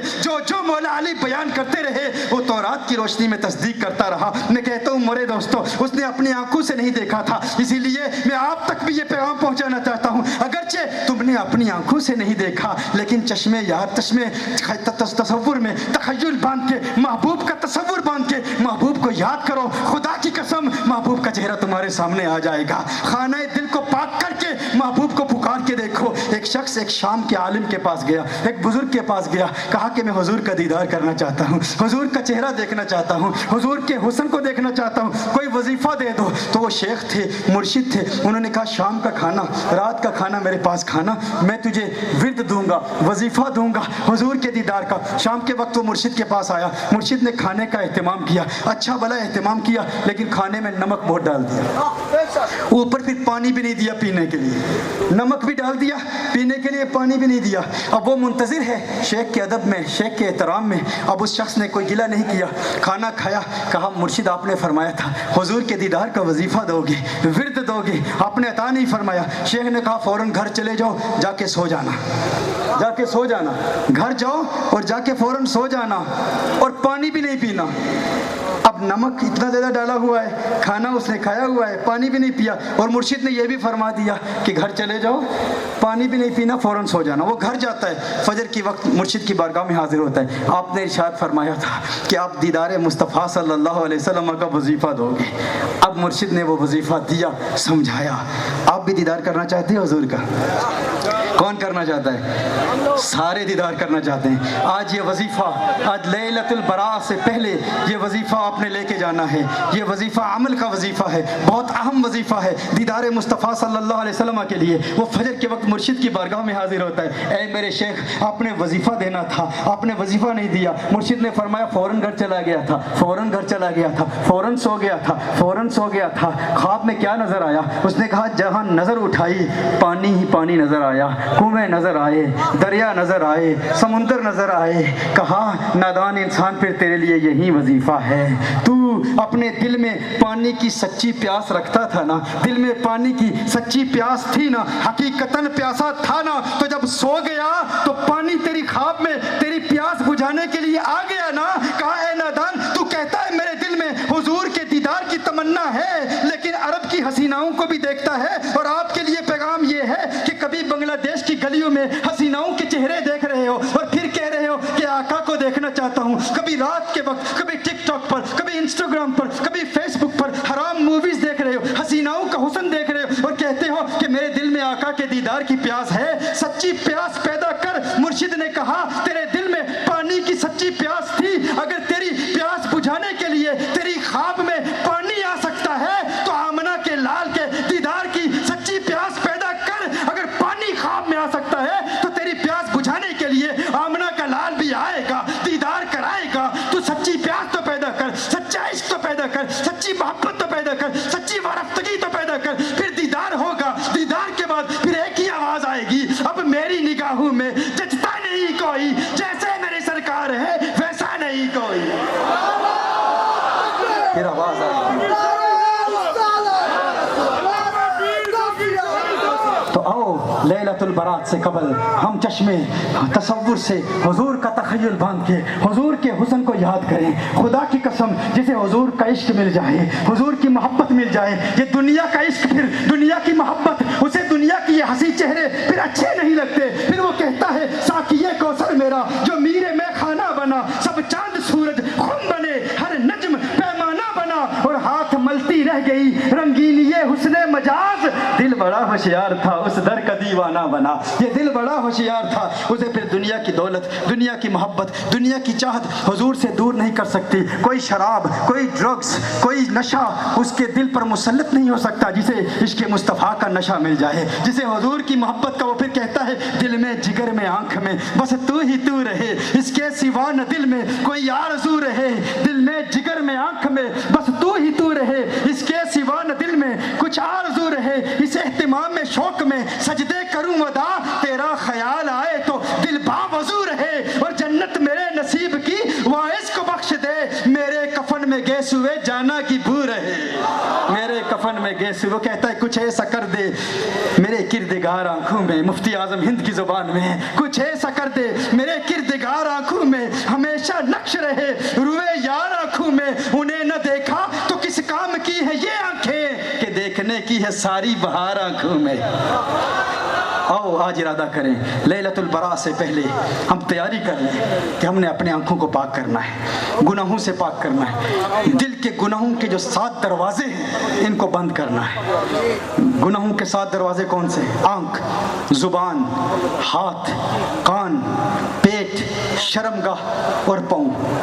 جو کہتے ہیں میں نے توبہ کی لیکن توبہ ٹوٹ جاتی ہے، بار بار توبہ کرتا ہوں پھر ٹوٹ جاتی ہے، پھر توبہ کرتا ہوں پھر ٹوٹ جاتی ہے، توبہ پر استقامت حاصل نہیں ہو سکتی۔ اس لیلۃ البراء میں یہ ہمارے ان بچوں نے، نوجوانوں نے یہاں کے بنگلہ دیشی زبان میں یہ ترجمے کیے ہیں ہمارے تزکیہ کورس کے حوالے سے۔ یہاں باہر لٹریچر موجود ہے، تحریک کنز الہدیٰ کے بھائی آپ کو یہ لٹریچر دیں گے، یہاں سٹولز پہ کھڑے ہیں۔ لیلۃ البراء کو منائیں اس نیت سے، اس ارادے سے کہ انشاءاللہ اگر برطانیہ کے انگریز ایسے ایسے لڑکے جو ہر رات نائٹس کلبز میں گناہوں میں مبتلا تھے، جب مسلمان ہوئے کلمہ پڑھا تو کہا کہ اس زندگی میں ہم سمجھتے تھے کہ مزہ ہے، وہ بھی ایک نشہ تھا، لیکن جب سے حضور کی محبت کا نشہ ملا ہے، جب حضور کے عشق کی میں پی ہے، جب سے وہ سارا نشہ ہم بھول گئے ہیں۔ ایک نوجوان نے مجھے کہا کہ ایک وقت تھا ہر روز کسی نئی لڑکی کے ساتھ میں گناہ کیا کرتا تھا علیاذ باللہ، لیکن اب جب سے کلمہ پڑھا ہے، وہاں کے انگریز اگر مسلمان ہو کر کلمہ پڑھ کر یہ کہتا ہے کہ اب جب رات کے وقت تہجد کے لیے میں اٹھتا ہوں اور سجدے میں سر رکھتا ہوں، جب میری آنکھوں سے اشکوں کی برسات جاری ہوتی ہے، جو مزہ اس میں ہے وہ کسی اور میں مزہ نہیں ہے۔ تو کیا خیال ہے ہم ارادہ کریں انشاءاللہ گناہوں کے یہ 7 دروازے بند کرنے کا جو عملی طریقہ ہے۔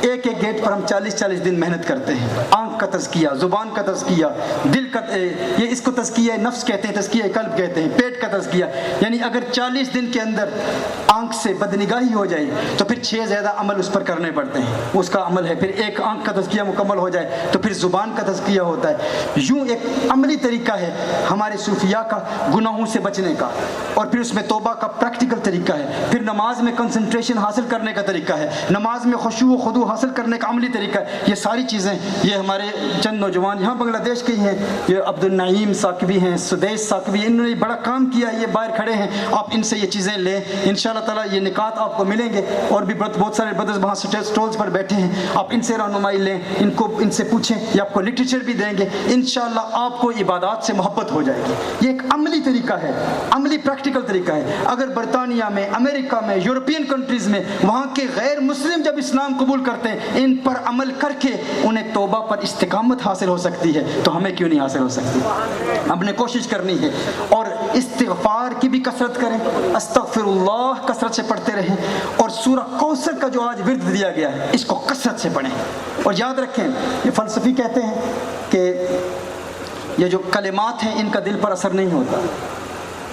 حضرت ابو بکر شبلی علیہ رحمہ بیان کر رہے تھے، اور مجمع میں ابو علی سینا بیٹھا تھا، ابی سینا اسے کہا جاتا ہے، تو آپ اس میں ذات کی قوت کو بیان کر رہے تھے کہ اللہ کے نام میں کتنی طاقت ہے، اللہ کے نام میں کتنا اثر ہے۔